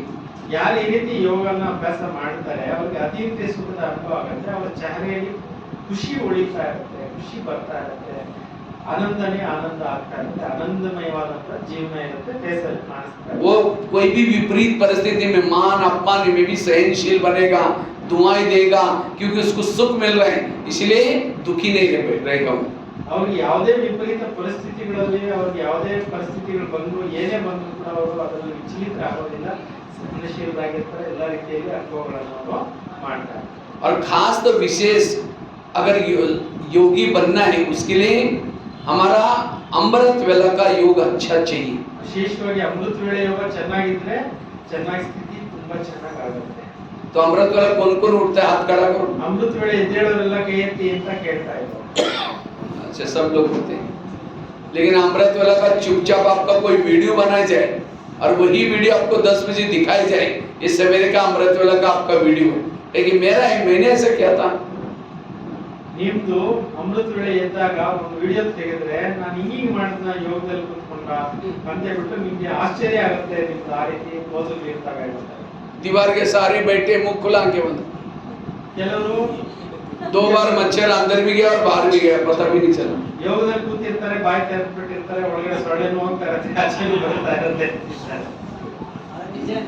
इसलिए आंखें खोल करके योग में बैठो, आंखें बंद नहीं करो। ಅದಕ್ಕೆ ಬಾಬಾ ಅವರು ಕಣ್ಣು ತೆರೆಕೊಂಡೇ ಯೋಗ ಮಾಡ್ಲಿ ಅಂತ ಹೇಳ್ಬಿಟ್ಟು ಹೇಳಿದ್ದಾರೆ. ಕಣ್ಣು ಮುಚ್ಕೊಂಡು ಯೋಗ ಮಾಡ್ಲಿಕ್ಕೆ ಪರ್ಮಿಷನ್ ಕೊಟ್ಟಿಲ್ಲ. ಅರ್ಥ ಆಯ್ತಲ್ಲ ಯಾಕೆ ಕಣ್ಣು ತೆರೆಕೊಂಡು ಯೋಗ ಮಾಡೋದು? अगर समझो कोई घर में मेहमान को बुलाओ, मेहमान बहुत बड़ा है लेकिन आपका स्नेह प्यार इसलिए आया, 10 काम छोड़ के आया, और जब वो आया आपने दरवाजे अंदर से कुंडी लगा करके सो गए, वो बेल बजा रहे, घंटी बजा रहे, दरवाजे नहीं खोलो, उसको कैसा लगेगा? अरे ये लोगों ने बुलाया, मैं 10 काम छोड़ के आया। ನೀವು ಯಾವ್ದಾದ್ರು ವಿಶೇಷವಾಗಿರೋ ಅತಿಥಿನ ಮನೆಗೆ ಕರೀತೀರಾ, ಕರೀದಾಗ ಅವ್ರು ಬರ್ತಾರೆ ಅಂತ ಇಟ್ಕೊಳ್ಳಿ, ನೀವು ಒಳಗಡೆ ಬೋಲ್ಟ್ ಹಾಕೊಂಡು ಮಲಗ್ಬಿಟ್ಟಿದ್ರೆ ಅವ್ರು ಒಳಗಡೆ ಬರ್ಲಿಕ್ಕೆ ಆಗುತ್ತಾ? हाँ, फिर वो तो चला जाएगा, फिर फोन करो क्या बात आप आए नहीं, वो कहेगा मैं आया था, बेल बजाई थी, नहीं प्लीज आओ जरूरी काम है, फिर आया, फिर दरवाजा बंद किया, फिर फोन करो, कहेगा कभी नहीं आऊंगा। ನೆಕ್ಸ್ಟ್ ಟೈಮ್ ಮತ್ತೆ ಬರ್ಬೋದು ನೀವು ಫೋನ್ ಮಾಡಿ ಕರೆದಾಗ, ಆಮೇಲೆ ನೀವು ಕೊಂಡಿ ಹಾಕೊಂಡು ಮತ್ತೆ ಮಲಗ್ಬಿಟ್ರಿ, ಅವಾಗ ಅವ್ರನ್ನ ಬಂದಾಗ ಬಾಗ್ಲೇ ತೆಗಿಲಿಲ್ಲ ಅಂದ್ರೆ ನೆಕ್ಸ್ಟ್ ಟೈಮ್ ಮತ್ತೆ ಬರ್ತಾರಾ? इसी तरह हम क्या करते हैं, अमृत वाला बाबा को आह्वान करते, बुलाते, उस समय अमृत वाला बाबा बहुत बिजी रहता है, क्योंकि बहुत सारे बच्चे उनको बुलाते हैं इधर उधर, तो बाबा बिजी रहता है, फिर भी हमारे प्यार के खातिर वो आता है, बुलाते हैं, मीठे बाबा, प्यारे बाबा, आप आ जाओ, हम आपसे बातें करनी है। अब उसको तो बुलाया, दरवाजे खिड़की बंद, तेरे द्वार खड़ा भगवान, भगत भरले जोरी भगत तोम शादी हो गया। ನೀವು ಕೂತ್ಕೊಂತೀರಾ ಅಮೃತ ವೇಳೆ ಭಗವಂತನ ಆಹ್ವಾನ ಮಾಡ್ತೀರಾ, ಆಹ್ವಾನ ಮಾಡ್ತಾ ಮಾಡ್ತಾ ಮೀಠಾ ಬಾಬಾ, ಪ್ಯಾರಾ ಬಾಬಾ, ಮೇರಾ ಬಾಬಾ ಅಂತ ಹಿಂಗೆ ಹೋಗಿದ್ರೆ दरवाजे खिड़की बंद, ಅವಾಗ ಬಾಗಿಲು ಬಂದ್ ಮಾಡ್ದಂಗೆ ಅಂತಿದ್ರೆ ಬಾಬಾ। तो बाबा तो फिर चला जाता है, फिर नींद खुल गई, फिर गए मीठे बाबा, फिर बाबा चला जाता है, वापस देखते फिर आवाज कर रहा है, फिर आता है, फिर तब तक फिर दरवाजे बंद किया। इसलिए आंखें खोल करके बैठना योग। ಮತ್ತೆ ನೀವು ಯೋಗದಲ್ಲಿ ಕೂತ್ಕೊಂಡಾಗಲೂ ಇದೇ ತಪ್ಪುಗಳು ಪದೇ ಪದೇ ಮಾಡಬೇಡ್ರಿ, ಅದಕ್ಕೆ ಕಣ್ಣು ತೆರೆಕೊಂಡು ಆಕ್ಟಿವ್ ಆಗಿ ಅಲರ್ಟ್ ಆಗಿ ಕೂತ್ಕೊಳ್ಳಿ। ಒಂದು ನಿದ್ದೆ ಬರುತ್ತೆ, ಚೆನ್ನಾಗಿ ಮುಖ ತೊಳ್ಕೊಂಡು ಫ್ರೆಶ್ ಆಗಿ ಕೂತ್ಕೊಳ್ಳಿ, ನಿದ್ರೆ ನೋಡಿಸಿ ಒಳ್ಳೆ। अगर केवल आंखें खोल के भी नहीं बैठो, कोई घर में मेहमान बैठा है उसके चेहरे की तरफ देखते रहो, वो कहेगा फोन क्यों किया था। इसी तरह कई भाई बहन क्या करते हैं, अमृत लोग करेंगे, फोटो की तरफ देखते रहेंगे, बात ही नहीं करेंगे, फोटो फिर घड़ी में देखेंगे, अब कब तक देखना है। अब कोई घर में मेहमान बैठा है उसको चेहरे की तरफ देखते रहो, घड़ी की तरफ देखते रहो, उनको लगेगा शायद मैं यहाँ आने के बाद इनको डिस्टर्ब हो गए, इनको कहीं जाना होगा, निकल जाएगा। इसीलिए लगन में मगन होकर के बैठो। ಈಗ ಮನೆ ಮುಂದೆ ಮನೆಯಲ್ಲಿ ಬಂದು ಗೆಸ್ಟ್ ಕೂತಿದ್ದಾರೆ, ಅವ್ರು ನೋಡ್ತಾನೆ ಇದ್ರೆ ಮಾತಾಡ್ಲಿಲ್ಲ ಅಂದ್ರೆ ಅವ್ರಿಗೆ ಏನಾಗುತ್ತೆ? ಸುಮ್ಮನೆ ಹಂಗೆ ನೀವು ಬಾಬು ನೋಡ್ಕೊಂಡೇ ಇದ್ರೆ ಪ್ರಯೋಜನ ಇಲ್ಲ। ಹೊರಗಡೆಯಿಂದ ಪ್ರೀತಿಯಿಂದ ಏನ್ ಮಾಡ್ಬೇಕು, ಹೃದಯಾಂತರಾಳದಿಂದ ಏನ್ ಮಾಡ್ಬೇಕು, ಯೋಗದಲ್ಲಿ ಕೂತ್ಕೊಂಡು ಬಾಬು ಅವ್ರ ಜೊತೆ ಮಾತಾಡಿ। इसीलिए बाबा से बातें करो, प्राप्तियों को याद करो, उपकारों को याद करो, इसीलिए तब जाकर के लगन की अग्न निर्माण होती, आत्मिक स्थिति बनती। ಅದೇ ರೀತಿಯಲ್ಲಿ ಬಾಬಾ ಅವ್ರ ಜೊತೆಯಲ್ಲಿ ಪ್ರೀತಿಯಿಂದ ಮಾತಾಡಿ, ಪ್ರಾಪ್ತಿಗಳನ್ನ ಎದುರುಗಡೆ ಇಟ್ಕೊಂಡು ಮಾತಾಡಿ, ವಿಧ ವಿಧ ರೀತಿಯಲ್ಲಿ ಏನ್ ಕಾಮೆಂಟ್ರಿಗಳಿದ್ದಾರೆ ಆ ರೀತಿ ನೀವು ಮಾತಾಡೋದನ್ನ ಅಭ್ಯಾಸ ಮಾಡ್ಕೊಂಡಾಗ ಯೋಗ ಬಹಳ ಚೆನ್ನಾಗಿ ಆಗುತ್ತೆ। कई तो क्या करते हैं, शुरू करेंगे मैं आत्मा हूँ, शांत स्वरूप शक्ति जरूर, अब जा रहे चांद सूरज तारागण के बाद, तारागण से बाद झुटका लगा देंगे, अब तारागण से झुटका लगा हड्डी गुड्डी टूट जाएगी नीचे। इसीलिए अटेंशन से ऊपर चढ़ो। ನೀವು ಯೋಗ ಮಾಡ್ಲಿಕ್ಕೆ ಕೂತ್ಕೊಂತೀರಿ, ನನ್ನ ಶರೀರ ಬಿಟ್ಟು ಈ ಶರೀರ ಸ್ಮೃತಿ ಬಿಟ್ಟು ನಾನು ಪರಮಾತ್ಮಕ್ಕೆ ಹೋಗ್ತಾ ಇದ್ದೀನಿ ಅಂತ ಅಂದಾಗ ಮತ್ತೆ ಹಿಂಗೆ ಆಗ್ಬಿಡ್ಬೇಡಿ, ನಿದ್ರೆಯಲ್ಲಿ ಹೋಗ್ಬಿಡ್ಬೇಡ್ರಿ। ಹಂಗೆ ಬಿದ್ರೆ ಏನಾಗುತ್ತೆ, ಕೈಕಾಲು ಮುರಿದೋಗ್ಬಿಡುತ್ತಲ್ವಾ, ಮೇಲಿಗೆ ಬಿದ್ರೆ ಏನಾಗುತ್ತೆ? एक कुमारी ने मुझे क्वेश्चन पूछा, कहते भाई साहब मैं अमृत वेला उठती हूँ लेकिन परमधाम में नहीं जाती हूँ। हमने कहा क्यों? कहते उसी समय हमारे घर के ऊपर बहुत अंधेरा रहता है, इसीलिए ऊपर परमधाम में नहीं जाते। ಒಂದು ಕುಮಾರಿ ಕ್ವಶನ್ ಮಾಡೋದಂತೆ, ನಾವು ಒಂದೊಂದು ವೇಳೆ ಎದ್ದೇಳ್ತೀವಿ, ಎದ್ದೇಳಿದ್ರು ಕೂಡ ಯೋಗದಲ್ಲಿ ಕೂತ್ಕೊಂತೀವಿ, ಯೋಗ ಮಾಡ್ಲಿಕ್ಕಾಗಲ್ಲ, ಯಾಕೆಂದ್ರೆ ಮೇಲ್ಗಡೆ ಕತ್ಲೆ ಇರುತ್ತೆ, ಬುದ್ಧಿ ಮೇಲೆ ಹೋಗೋದಿಲ್ಲ, ಭಯ ಆಗುತ್ತೆ, ಯೋಗದಲ್ಲಿ ಕೂತ್ಕೊಂಡು ಪರಮಾತ್ಮಕ್ಕೆ ಹೋಗಕ್ಕಾಗಲ್ಲ, ಎಲ್ಲ ಕತ್ಲೆ ಇರುತ್ತೆ ಮೇಲ್ಗಡೆ ನಮ್ಮ ಮನೆ ಮೇಲೆ ಅಂತ ಹೇಳಿದ್ರು। देखो कैसे, एक कुमार ने क्वेश्चन पूछा, कहते भाई साहब मैं अमृत वेला उठता ही नहीं। हमने कहा क्यों? कहते नींद ही नहीं खुलती। मैंने कहा अलार्म लगाई करो। कहते अलार्म 4 लगाता हूँ लेकिन सुना ही नहीं पड़ता। हमने कहा क्यों? कहते मैं सोने के लिए परमधाम में जाता हूँ और अलार्म धरती पर यहाँ बजता है मेरे बेड के पास, इतना लंबा डिस्टेंस है, कैसे सुनाई पड़े? इसीलिए नींद नहीं खुलती। ಒಬ್ಬ ಕುಮಾರ್ ಕೇಳಿದಂತೆ, ನಾನು ಅಮೃತ ವೇಳೆ ಎದ್ದೇಳಕ್ಕೆ ಆಗ್ತಾ ಇಲ್ಲ, ಏನ್ ಮಾಡೋದು, ಬಹಳ ನಿದ್ದೆ ಬರುತ್ತೆ, ನಾನು ಮಲ್ಕೊಂಡಾಗ ಅಲಾರ್ಮ್ ಇಟ್ಕೊಂಡೇ ಮಲ್ಕೊಂತೀನಿ ಅಂತ ಹೇಳಿದಂತೆ। ಆದ್ರೆ ನಾನು ಪರಮಧಾಮಕ್ಕೆ ಹೋಗಿ ಮಲಗ್ತೀನಿ, ಅಲ್ಲಿ ನಮಗೆ ಅಲಾರ್ಮ್ ಸೌಂಡೇ ಕೇಳಿಸೋದಿಲ್ಲ, ಅಲ್ಲೇ ಎದ್ದೋಗ್ತೀನಿ। कहता मैं परमधाम में इतना दूर जाता हूँ तो यहाँ का नीचे का आवाज वहां तक कैसे आएगा? ಇಲ್ಲಿನ ಶಬ್ದ ಅಲ್ಲಿಗೆ ಎಲ್ಲಿ ಬರುತ್ತೆ? ನಾನು ಪರಮಧಾಮದಲ್ಲಿ ಬಾಬುನ ಜೊತೆ ಯೋಗ ಮಾಡ್ತಾ ಇರ್ತೀನಿ, ಹೆಂಗ್ ಬರುತ್ತೆ? ಅದಕ್ಕೆ ನಾನು ಎದ್ದೇಳಕ್ಕೆ ಆಗ್ತಾ ಇಲ್ಲ ಅಂತ ಹೇಳಿದೆ। हमने कहा परमधाम में नहीं जाते, धाम तो बहुत है, निद्रा लोग, स्वप्न लोग, कई लोग हैं, अब कहीं और चले जाएंगे, कहाँ पहुंचे? इसलिए सचमुच कोई परमधाम में जाता है उसकी नींद खुलेगी।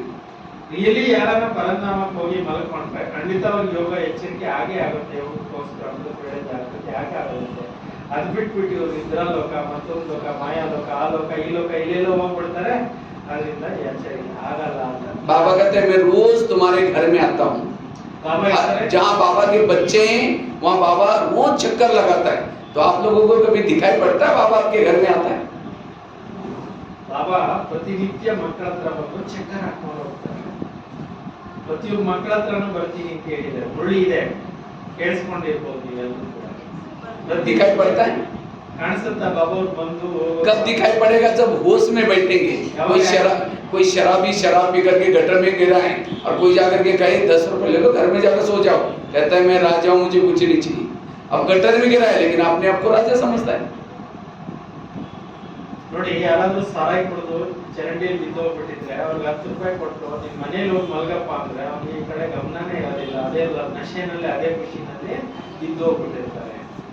इसी तरह बाबा भी सवेरे अमृत वेला वरदान का झोला लेके आता है, पूछता है बच्चे कुछ चाहिए ना, लेकिन हम निद्रा के नशे में इतने होते हैं कुछ नहीं चाहिए मैं राजा हूँ। हाँ, कोई कहीं कैसा झूमता है, कोई कैसा झूमता है, कहीं तो दिन में झूमना शुरू होते हैं, मैं देखता हूँ। हाँ, तो अमृत वेला की पता नहीं क्या हालत होगी। ಹಿಂದಲೇ ಸುಮಾರು ಜನ ತುಪ್ಪಿಸ್ತಾ ಇರ್ತಾರೆ, ಆಕಳಿಸ್ತಾ ಇರ್ತಾರೆ। ಆಮೇಲೆ ಅಮೃತ ವೇಳೆಯ ಸ್ಥಿತಿಗತಿಗಳು ಏನಿರ್ಬೋದು ಯೋಚನೆ ಮಾಡಿ। ये देह भान की निशानी है। अगर आपको योग में नींद आते हैं, ये हमारा देह भान है। ಯೋಗದಲ್ಲಿ ನಿಮಗೆ ಕೂತ್ಕೊಂಡಾಗ ನಿದ್ದೆ ಬರುತ್ತೆ ಅಂದ್ರೆ ಇದು ದೇಹ ಭಾಗದ ಗುರುತಾಗಿದೆ। ब्रह्मा बाबा रात को सोते थे तो कई भाई बहन कहते थे मुझे बाबा कैसे सोता है वो देखना है, दूर से देखेंगे। तो कई बार सिक्योरिटी वाले मना करते थे, नहीं कुछ आवाज वगैरह नहीं, हम बिना आवाज, हम चप्पल यहीं छोड़ेंगे, नंगे पाँव से धीरे से जाएंगे, कोई आवाज नहीं करेंगे, बात भी नहीं करेंगे। जब भी बाबा के पास रात को 1 बजे 2 बजे 12 बजे कभी भी जाओ, बाबा के नजदीक जाते बाबा कहता था आओ बच्चे कर। ಬ್ರಹ್ಮ ಬಾಬಾ ಅವ್ರನ್ನ ಯಾವ ತರ ನಿದ್ದೆ ಮಾಡ್ತಾರೆ ಅಂತ ಪರಿಶೀಲನೆ ಮಾಡ್ಲಿಕ್ಕೆ ಮಕ್ಕಳು ನೋಡಕ್ಕೆ ಹೋಗ್ತಾ ಇದ್ದಾರೆ। ಅವ್ರು 1 ಗಂಟೆ ಹೋಗ್ಲಿ 2 ಗಂಟೆ ಹೋಗ್ಲಿ 3 ಗಂಟೆ ಹೋಗ್ಲಿ ಸೆಕ್ಯೂರಿಟಿ ಅವರು ಅವಾಯ್ಡ್ ಮಾಡ್ತಾ ಇದ್ದಾರೆ। ಇಲ್ಲ ಬಾಬಾ ನಾವು ಶಬ್ದ ಮಾಡಿದಿರ ಸುಮ್ಮನೆ ಹೋಗ್ತೀವಿ ಅಂತ ಹೇಳ್ಬಿಟ್ಟು ಕೆಲವರು ಹೋಗಿ ನೋಡ್ಕೊಂಡು ಬರೋರಂತೆ। 12 ಗಂಟೆಗೆ ಹೋದ್ರು ಬಾಬಾ ಜಾಗೃತ ಸ್ಥಿತಿಯಲ್ಲಿ ಇರ್ತಿದ್ರು, 1 ಗಂಟೆಗೆ ಹೋದ್ರು 2 ಗಂಟೆಗೆ ಹೋದ್ರು, ಯಾವಾಗ ಹೋದ್ರು ಕೂಡ ಬಾಬಾ ಅವರು ये है आत्मिक स्थिति। ನಿದ್ರೆಯಲ್ಲಿ ಇದ್ರೂ ಕೂಡ ನಿದ್ರೆಯಲ್ಲಿ ಜಾಗೃತ ಸ್ಥಿತಿ ನಿಸ್ಸಂಕಲ್ಪ ಸ್ಥಿತಿ अथवा ಮಾಡ್ತಾ ಇದ್ರು। लेकिन हमारी हालत क्या है, ऐसा सो जाते हैं वो खटिया को उठा करके कोई स्मशान में भी लेके जाकर रख ले, पता भी नहीं चलेगा। ಈ ರೀತಿ ಕೆಲವರು ಮಲಗಿಬಿಡ್ತಾರೆ, ಮಂಚ ನಿಂತ್ಕೊಂಡು ಸ್ಮಶಾನದಲ್ಲಿ ಇಟ್ಬಿಟ್ಟು ಕೂಡ ಗೊತ್ತಾಗಲ್ಲ, ಆ ರೀತಿ ನಿದ್ದೆ ಮಾಡ್ಬಿಡ್ತಾರೆ ಕವಾಡ ನಿಂತ್ರೆ। बाबा को कोई बांधिली माता जब आवाज करती थी, पुकारती थी, बाबा उठ करके उसको सकाश देते थे। ಬಾಬಾ ಅವ್ರ ಜೊತೆಯಲ್ಲಿ ಅನೇಕ ಕಡೆಗಳಲ್ಲಿ ಮಾತೆಯರು ಬಂಧನದಲ್ಲಿರೋ ಮಾತೆಯರು ಕೂಗ್ತಾ ಇದ್ರೆ ಅವ್ರು ಕೇಳಿಸ್ತಾ ಇದ್ರು, ವಾಸ್ ಎಲ್ಲೋ ಕೂಗ್ತಾ ಇರೋದನ್ನು ಕೂಡ ಕೇಳಿಸ್ಕೊಂಡು ಬಾಬಾ ಎದ್ದು ಅವ್ರಿಗೆ ಸಕಾಶ ಕಳಿಸ್ತಾ ಇದ್ರು। तो आप लोगों को आते हैं अपने भक्तों की आवाज? ನಿಮ್ ಭಕ್ತರ ಕೂಗು ನಿಮ್ಗೆ ಕೇಳಿಸುತ್ತಾ? कई कहते अलार्म ही सुनाई पड़ता, भक्तों की तो बात ही छोड़ो, ऐसा तो नहीं। ಕೆಲವರಿಗೆ ಅಲಾರ್ಮೇ ಕೇಳಿಸಿಲ್ಲ ಅಂದ್ರೆ ಭಕ್ತರ ಮಾತು ಎಲ್ಲಿ ಕೇಳುತ್ತೆ? वो माँ कैसी जो बच्चा रो रहा है और वो खराटे मार के सो रहे, वो माँ कहेगी, वो उठेगी, बच्चे को सुलाएगी, फिर सोएगी। ಈಗ ಮಕ್ಕಳು ಕಿರ್ಚಾಡ್ತಾ ಇದ್ರೆ ಅಮ್ಮನ್ ನಿದ್ದೆ ಬರುತ್ತಾ? ಮಕ್ಕಳಿಗೆ ನಿದ್ದೆ ಮಾಡಿಸೇ ತಾನೇ ತಾಯಿ ಅದನ್ನ ಮಲಗ್ತಾರೆ। ಆ ತರ ನೀವು ಕೂಡ ನಿಮ್ ಭಕ್ತರು ಬಹಳ ಕೂಗ್ತಾ ಇದ್ದಾರೆ, ನಿಮ್ ನಿದ್ದೆ ಇಲ್ಲಿ ಬರ್ಬೇಕು। तो हम सभी विश्व की माँ हैं, तो हमें भी भक्तों की पुकार सुनाई पड़नी चाहिए। ಈಗ ನೀವು ಕೂಡ ವಿಶ್ವದ ತಾಯಿ ಆಗಿದ್ದೀರಿ, ನಿಮ್ಗೆ ಭಕ್ತರ ಕೂಗು ಕೇಳಬೇಕು ಅಂತಿದ್ದಾರೆ। ये आत्मिक स्थिति में रहने वालों को सुनाई पड़ेगी। ಇದು ಆತ್ಮಿಕ ಸ್ಥಿತಿಯಲ್ಲಿರೋರಿಗೆ ಕೇಳಿಸುತ್ತೆ, ಕೂಗು ಭಕ್ತರ ಕೂಗು ಕೇಳುತ್ತೆ। देह भान वालों को सुनाई नहीं पड़ेगी आवाज। ದೇಹ ಭಾಗದಲ್ಲಿ ಇರ್ತಕ್ಕಂಥವ್ರಿಗೆ ಕೂಗು ಕೇಳಲ್ಲ। कई बार मैं मधुबन में देखा हूँ, कई भाई बहने बाबा मिलन में आते हैं, जब बाबा मिलन में आते हैं डायमंड हॉल में बैठते हैं, वो योग करते करते ऐसे सो जाएंगे, लोगों ने उठ करके योग लगा करके चले गए, नहा धो करके दोबारा क्लास में उसका योगी लगा पड़ा हुआ है। उसको अगर उठाते ना तो और 10 मिनट अमृत वेला करके फिर जाऊंगा, उसको लग रहा है अमृत वेला ही चल रहा है। ಕೆಲವರು ಮಧುಬನದಲ್ಲಿ ಓಂ ಶಾಂತಿ ಇದು ಸಾರಿ ಡೈಮಂಡ್ ಹಾಲ್ ನಲ್ಲಿ ಬರ್ತಾರೆ, ಕೂತ್ಕೊಂಡು ಯೋಗ ಮಾಡ್ತಾರೆ, ಯೋಗದಲ್ಲಿ ನಿದ್ರೆ ಮಾಡ್ಬಿಡ್ತಾರೆ, ಎಲ್ಲರೂ ಎದ್ದು ಹೊರಟೋಗ್ಬಿಟ್ಟು ಮತ್ತೆ ಕ್ಲಾಸ್ ಬಂದ್ರು ಕೂಡ ಹಂಗೆ ನಿದ್ದೆ ಹೊಡಿತಾರೆ। ಅವ್ನು ಮತ್ತೆ ಬಂದು ಯಾರನ್ನ ಎಬ್ಬಿಸಿ ಹೋಗ್ ಬನ್ನಿ, ಫ್ರೆಶ್ ಆಗಿ ಹೋಗಿ ಬನ್ನಿ ಅಂತಂದ್ರೆ ಇನ್ನು ಅಮೃತ ವೇಳೆ ತಿಳ್ಕೊಂಡೇ ಇದ್ದೀನಿ ಅಂತ ತಿಳ್ಕೊಂಡು ಹಂಗೆ ಕೂತಿರ್ತಾರೆ, ಹಂಗೆ ನಿದ್ರಾವಸ್ಥೆಯಲ್ಲಿ ಇರ್ತಾರೆ। तो नींद किसको आते हैं? जो जिसके सिर पर विकर्म का बोझ है उसको नींद आती है। ಯಾರ ತಲೆ ಮೇಲೆ ವಿಕರ್ಮಗಳ ಹೊರೆ ಜಾಸ್ತಿ ಇದೆ ಅವ್ರಿಗೆ ನಿದ್ರೆ ಯೋಗದಲ್ಲಿ ಬರುತ್ತೆ। दूसरी बात है नींद उसको आते हैं जो ज्यादा भोजन करता है, ಯಾರು ಜಾಸ್ತಿ ಊಟ ಹೆವಿ ಊಟ ಮಾಡ್ತಾರೆ ಅವ್ರಿಗೆ ನಿದ್ದೆ ಬರುತ್ತೆ। लेट भोजन करता है, ಲೇಟ್ ಆಗಿ ಊಟ ಮಾಡೋದು ನಿದ್ದೆ ಬರುತ್ತೆ। क्योंकि भोजन करते उस समय नींद इसीलिए आ रही है क्योंकि अंदर प्रक्रिया चल रही पकने की और डाइजेस्ट होने की। ಯಾಕೆ ನಿದ್ದೆ ಬರುತ್ತೆ ಅಂದ್ರೆ ಒಳಗಡೆ ಶರೀರದಲ್ಲಿ ಊಟ ಡೈಜೆಷನ್ ಸಿಸ್ಟಮ್ ಕೆಲಸ ಮಾಡ್ತಾ ಇದೆ, ಅದಕ್ಕೂ ಸ್ಟ್ರೈನ್ ಆಗುತ್ತಲ್ಲ, ಅದಕ್ಕೆ ನಿದ್ರೆ ಬೇಕಾಗುತ್ತೆ. योग नींद उसको आती है जो सारा दिन निगेटिव सोचता है, विरस सोचता है, उसको नींद आती है. ಇಡೀ ದಿನದಲ್ಲಿ ನೆಗೆಟಿವ್ ಆಲೋಚನೆ ಮಾಡೋರಿಗೆ, ವ್ಯರ್ಥ ಆಲೋಚನೆ ಮಾಡೋರಿಗೆ ನಿದ್ದೆ ಬರುತ್ತೆ ಯೋಗದಲ್ಲಿ. कई बार कई ऐसी दवाई लेता है, वो दवाई के कारण भी किसी को नींद आती है. ಕೆಲವೊಂದು ಔಷಧಿಗಳ ಎಫೆಕ್ಟ್ ಕೂಡ ನಿದ್ರೆ ಬರಕ್ಕೆ ಕಾರಣ ಆಗುತ್ತೆ. कईयों को इसीलिए नींद आती है क्योंकि उसने नींद का स्टॉक पूरा नहीं हुआ. हर एक का अपना नींद का स्टॉक है. ಒಬ್ಬೊಬ್ಬರಿಗೂ ಬೇರೆ ಬೇರೆ ತರ ಇರುತ್ತೆ. ಕೆಲವರಿಗೆ ನಿದ್ರೆ ಏನ್ ಮಾಡ್ಬೇಕಾಗಿದೆ, ಎಷ್ಟು ಟೈಮ್ ನಿದ್ದೆ ಮಾಡ್ಬೇಕಾಗಿದೆ ಅಷ್ಟು ಟೈಮ್ ನಿದ್ದೆ ಆಗಿರಲ್ಲ. ಆ ಕಾರಣದಿಂದನೂ ಕೆಲವರು ನಿದ್ದೆ ಬರ್ಬೋದು. इसीलिए और कईयों को इसीलिए नींद आती है क्योंकि वो सामने वाला बैठने वाला कौन है, बाबा है, भगवान है, उसको नहीं जानते. हाँ, उसको भूल जाते हैं कि ये कौन है और इसीलिए नींद करते. ಕೆಲವರು ಎದುರುಗಡೆ ಯಾರು ಕೂತಿದ್ದಾರೆ, ಯಾರ ಎದುರುಗಡೆ ನಾವು ಕೂತಿದ್ದೀವಿ ಅನ್ನೋದು ಮರ್ತೋಗ್ಬಿಡ್ತಾರೆ. ಅವ್ರಿಗೆ ಪರಮಾತ್ಮ ಅಂತಕ್ಕಂಥದ್ದು ಕೆಲವರು ಗೊತ್ತಿರೋದಿಲ್ಲ. ಆ ಕಾರಣದಿಂದ ಯೋಗದಲ್ಲಿ ಕೂತ್ಕೊಂಡು ನಿದ್ದೆ ಮಾಡ್ತಾರೆ. अमृत वेला सारा दिन का फाउंडेशन है. जितना अमृत वेला का फाउंडेशन अच्छा बनाएंगे सारा दिन अच्छा चलेगा आपका. ಎಷ್ಟು ನೀವು ಅಮೃತ ವೇಳೆ ಫೌಂಡೇಶನ್ ಗಟ್ಟಿಯಾಗಿರ್ತೀರಾ, ಬೆಳಗ್ಗೆ ಅಮೃತ ವೇಳೆ ಫೌಂಡೇಶನ್ ಗಟ್ಟಿ ಮಾಡ್ಕೊಂತೀರಾ, ಅಷ್ಟು ಇಡೀ ದಿನ ಯೋಗ ಸ್ಥಿತಿ ಅನ್ನೋದು ಬರುತ್ತೆ. लेकिन अमृत वेला का फाउंडेशन है सोने की पहले की बेला. ಅಮೃತ ವೇಳೆ ಫೌಂಡೇಶನ್ ರಾತ್ರಿ ಮಲಕೊಳ್ಳೋ ವೇಳೆನೂ ಬಹಳ ಇಂಪಾರ್ಟೆಂಟ್. नहीं तो हम सोने के पहले क्या करते हैं, बिस्तर डाल देंगे, गुड नाइट कहेंगे, फिर कहेंगे बाबा आज थक गए, मेहमान घर में आए थे, अभी पता नहीं मेरे क्या होगा, मुझे जरूर जगह देना, फिर कल सवेरे उठना है, बर्तन मांजना है, ऐसे करके सो जाएंगे. तो इसलिए अमृत वाला जो कमजोर अवस्था में सोता है, रात को सोते समय कमजोर अवस्था में सोता है, उसके अमृत वाला भी कमजोर. अमृत वाला कमजोर सारा दिन भी कमजोर. ಯಾರು ಮಲಕೊಳ್ಳೋಕೆ ಮುಂಚೆ ಅಮೃತ ವೇಳೆ ಎದ್ದೇಳಬೇಕು ಅನ್ನೋಂಥ ವಿಚಾರ ಮಾಡೋದು ಬದಲಾಗಿ ಇವಾಗ ಗೆಸ್ಟ್ಗಳು ಬಂದಿದ್ದಾರೆ, ಅವ್ರಿಗೆ ಅದು ಮಾಡಬೇಕು ಇದು ಮಾಡಬೇಕು ಅಂತಕ್ಕಂಥ ಬೇರೆ ಬೇರೆ ಯೋಚನೆಗಳಲ್ಲಿ ಮಲ್ಕೊಂಡ್ರು ಕೂಡ ಅಮೃತ ವೇಳೆ ಫ್ರೆಶ್ ಆಗಿರುತ್ತೆ ಆಗೋದಿಲ್ಲ. ಅದರಿಂದ ರಾತ್ರಿ ಮಲ್ಕೊಳ್ಳೋಕೆ ಮುಂಚೆ ಯೋಗಯುಕ್ತ ಸ್ಥಿತಿಯಲ್ಲಿದ್ದು ಮಲ್ಕೊಂಡ್ರೆ ಬೆಳಗ್ಗೆ ಅಮೃತ ವೇಳೆ ತುಂಬಾ ಚೆನ್ನಾಗಿರುತ್ತೆ. ರಾತ್ರಿನೇ ಫೌಂಡೇಶನ್ ಮಾಡ್ಕೊಬೇಕು ಅಂತ ಹೇಳ್ತಾರೆ. इसलिए रात को सोने के पहले हमें फाउंडेशन बना करके फिर सोना है तब, क्योंकि अमृत वाला बाबा तो आता है लेकिन माया के तरफ से कौन आता है, आलस. और आलस के पीछे माया की सारी सेना छिपी रहती है. ಆಲಸ್ಯ ಇರೋ ಕಾರಣ, ಆಲಸ್ಯದ ಕಾರಣದಿಂದ ಅನೇಕ ಪ್ರಕಾರದ ಮಾಯೆಗಳು ಕೂಡ ನಿಮಗೆ ನಿದ್ರೆಯಲ್ಲಿ ಡಿಸ್ಟರ್ಬೆನ್ಸ್ ಮಾಡ್ತಿರ್ತಾರೆ. क्योंकि आलस आता है अमृत वाला और बहुत मीठा बोलता है, मित्र के रूप में आता है. सो जाओ, आपकी तबीयत खराब हो जाएगी, रात को मच्छर काटे थे, रात को लाइट नहीं थी, बहुत मीठा बोलेगा, सो जाओ. और सुलाएगा 3-4 दिन अमृत वेला के समय सुलाएगा और फिर 3-4 दिन के बाद, जैसे अभिमन्यु को क्या किया, एक सैनिक आया, उसने ललकारा, पीछे पीछे लेके गए और अर्जुन से कृष्ण से दूर किया और महारथी ने मिलकर के ऐसा बेमौत मारा. इसी तरह माया भी क्या करते हैं, सवेरे सवेरे आलस को भेजते हैं, कहते हैं उसको सुला तो बाकी मारने का काम कर देंगे हम. और फिर काम क्रोध विकार. इसलिए आलस को साधारण नहीं समझना. ಆಲಸ್ಯವನ್ನ ಆರ್ಡಿನರಿ ತಿಳ್ಕೊಂಬೇಡ್ರಿ. 3-4 ದಿವಸ ಮಿಸ್ ಆಗ್ತಾರೆ. ಅದೇ ತರ ಇದು ಮಾಯೆ ಅಂತಕ್ಕಂಥದ್ದು ಎಂಟ್ರಿ ಆಗ್ಲಿಕ್ಕೆ ಸ್ಟಾರ್ಟ್ ಆಗುತ್ತೆ. ಅನೇಕ ಪ್ರಕಾರದ ವಿಕಾರಗಳು ವಾರ್ ಮಾಡಲಿಕ್ಕೆ ಸ್ಟಾರ್ಟ್ ಮಾಡ್ತವೆ. ಅದರಿಂದ ಅಮೃತ ವೇಳೆಯನ್ನ ಆರ್ಡಿನರಿ ಮಾಡ್ಕೊಂಬೇಡಿ. ಅಮೃತ ವೇಳೆಯನ್ನ ತುಂಬಾನೇ ಆಕ್ಟಿವ್ ಅಲರ್ಟ್ ಆಗಿ ಮಾಡ್ಕೊಳ್ಳಿ. ಅದಕ್ಕೆ ಒಂದು ಅಭಿಮನ್ಯು ಕಥೆ ಅಂತ ಹೇಳೋದು. इसलिए अमृत वेला का योग अच्छा. और दूसरा, रोज हमें अगर स्थिति को बनाना है, क्लास के पहले हर एक को आकर के आधा घंटे का योग करना जरूरी. ಅಮೃತ ವೇಳೆ ಚೆನ್ನಾಗಿ ಮಾಡ್ಕೊಳ್ಬೇಕು ಅಂದ್ರೆ ಕ್ಲಾಸ್ ನಂತರ ಆಗಿ ಅರ್ಧ ಗಂಟೆ ಆದ್ರೂ ಮಿನಿಮಮ್ ಯೋಗ ಮಾಡಿ ಆಮೇಲೆ ಹೋಗ್ಬೇಕು. क्लास के पहले आधा घंटा योग. ಕ್ಲಾಸ್ ಮುಂಚೆನೂ ಅರ್ಧ ಗಂಟೆ ಯೋಗ ಮಾಡಬೇಕು, ಕ್ಲಾಸ್ ನಂತರ ಕೂಡ ಅರ್ಧ ಗಂಟೆ. तो क्लास कितना बजे होती है यहाँ? ಇಲ್ಲಿ ಕ್ಲಾಸ್ ಎಷ್ಟೊತ್ತಿಗೆ ಆಗುತ್ತೆ? 6:30 बजे शाम को. सवेरे सवेरे. सुबह ये लोग नहीं आते. अच्छा. सुबह का प्रयत्न बहुत किया बहन जी ने, बड़ा बहन जी. देखो नहाते हैं हम कब, सारा दिन काम धंधा करके फिर शाम को ब्रश करके नहा करके सो जाते हैं. सवेरे नहाते नहीं, कुछ नहीं करते. और माया आते ही कब आपको, माया आपको कब आते हैं, सारा दिन में आते हैं. अगर आपने सारा दिन हथियार लिया ही नहीं और शाम को यहाँ आए हथियार लेके गए, युद्ध तो करेंगे नहीं, सो जाएंगे, फिर वो हथियार गुम हो जाते हैं. फिर सवेरे उठे कोई हथियार नहीं, फिर माया आपको वार करती। इसीलिए सवेरे सवेरे हमने क्या करना है, सवेरे अमृत वाला करके यहाँ आकर के मुरली सुन के फिर जाना है, तो देखो आपका अच्छा जाएगा।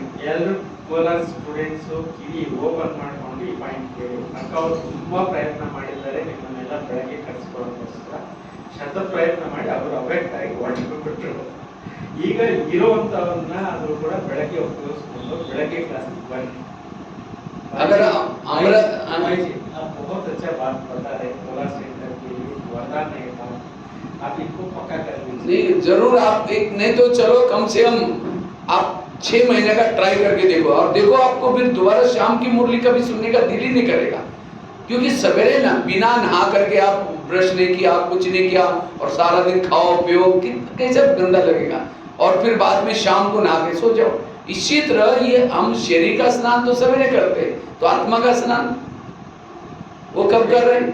तो शाम को कर रहे हैं, और सारा दिन बिना स्नान करके घूम रहे हैं, और इसीलिए फिर प्रॉब्लम समस्या आती है और उसमें हम हार जाते हैं। इसीलिए जो सवेरे मुरली, 3 प्रकार की मुरली है। एक तो डायरेक्ट मधुबन की जो मुरली सुनता है वो है फर्स्ट नंबर।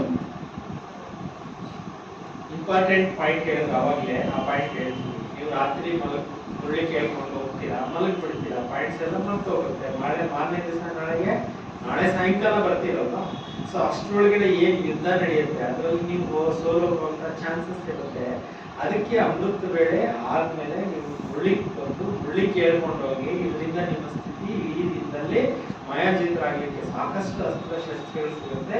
ಇಡೀ ದಿನ ನಿಮ್ಮ ಜೀವನ ಫ್ರೆಶ್ ಆಗಿರುತ್ತೆ, ಇಡೀ ದಿನ ನಿಮ್ಮ ಲವಲೋಕ್ಯ ಇರುತ್ತೆ, ಇಡೀ ದಿನ ಉತ್ಸಾಹ ಇರುತ್ತೆ. ಅದರಿಂದ ಬೆಳಗ್ಗೆ ಕ್ಲಾಸ್ ಅನ್ನ ಸಾಧ್ಯವಾದಷ್ಟು ಮಟ್ಟಿಗೆ ಟ್ರೈ ಮಾಡಿ ಬರ್ಲಿಕ್ಕೆ ಪ್ರಯತ್ನ ಮಾಡಿ ಅಂತ ಹೇಳ್ತಾ ಇದ್ದಾರೆ. ಎಲ್ರಿಗೂ ಗಮನ ಇಟ್ಟು ನೋಟ್ ಮಾಡ್ಕೊಳ್ಳಿ. ಬೆಳಗ್ಗೆ क्लासು बहन जी ने अमृत वेला भी रखा था, अमृत वेले भी कई लोग आते थे, बड़ा बहन जी कहता। देखो आप कोशिश करो। कोरोना के बाद ये सब हो गया है, तो ये अच्छा हो गया, आपने ये पॉइंट ना अच्छा सुना रहे।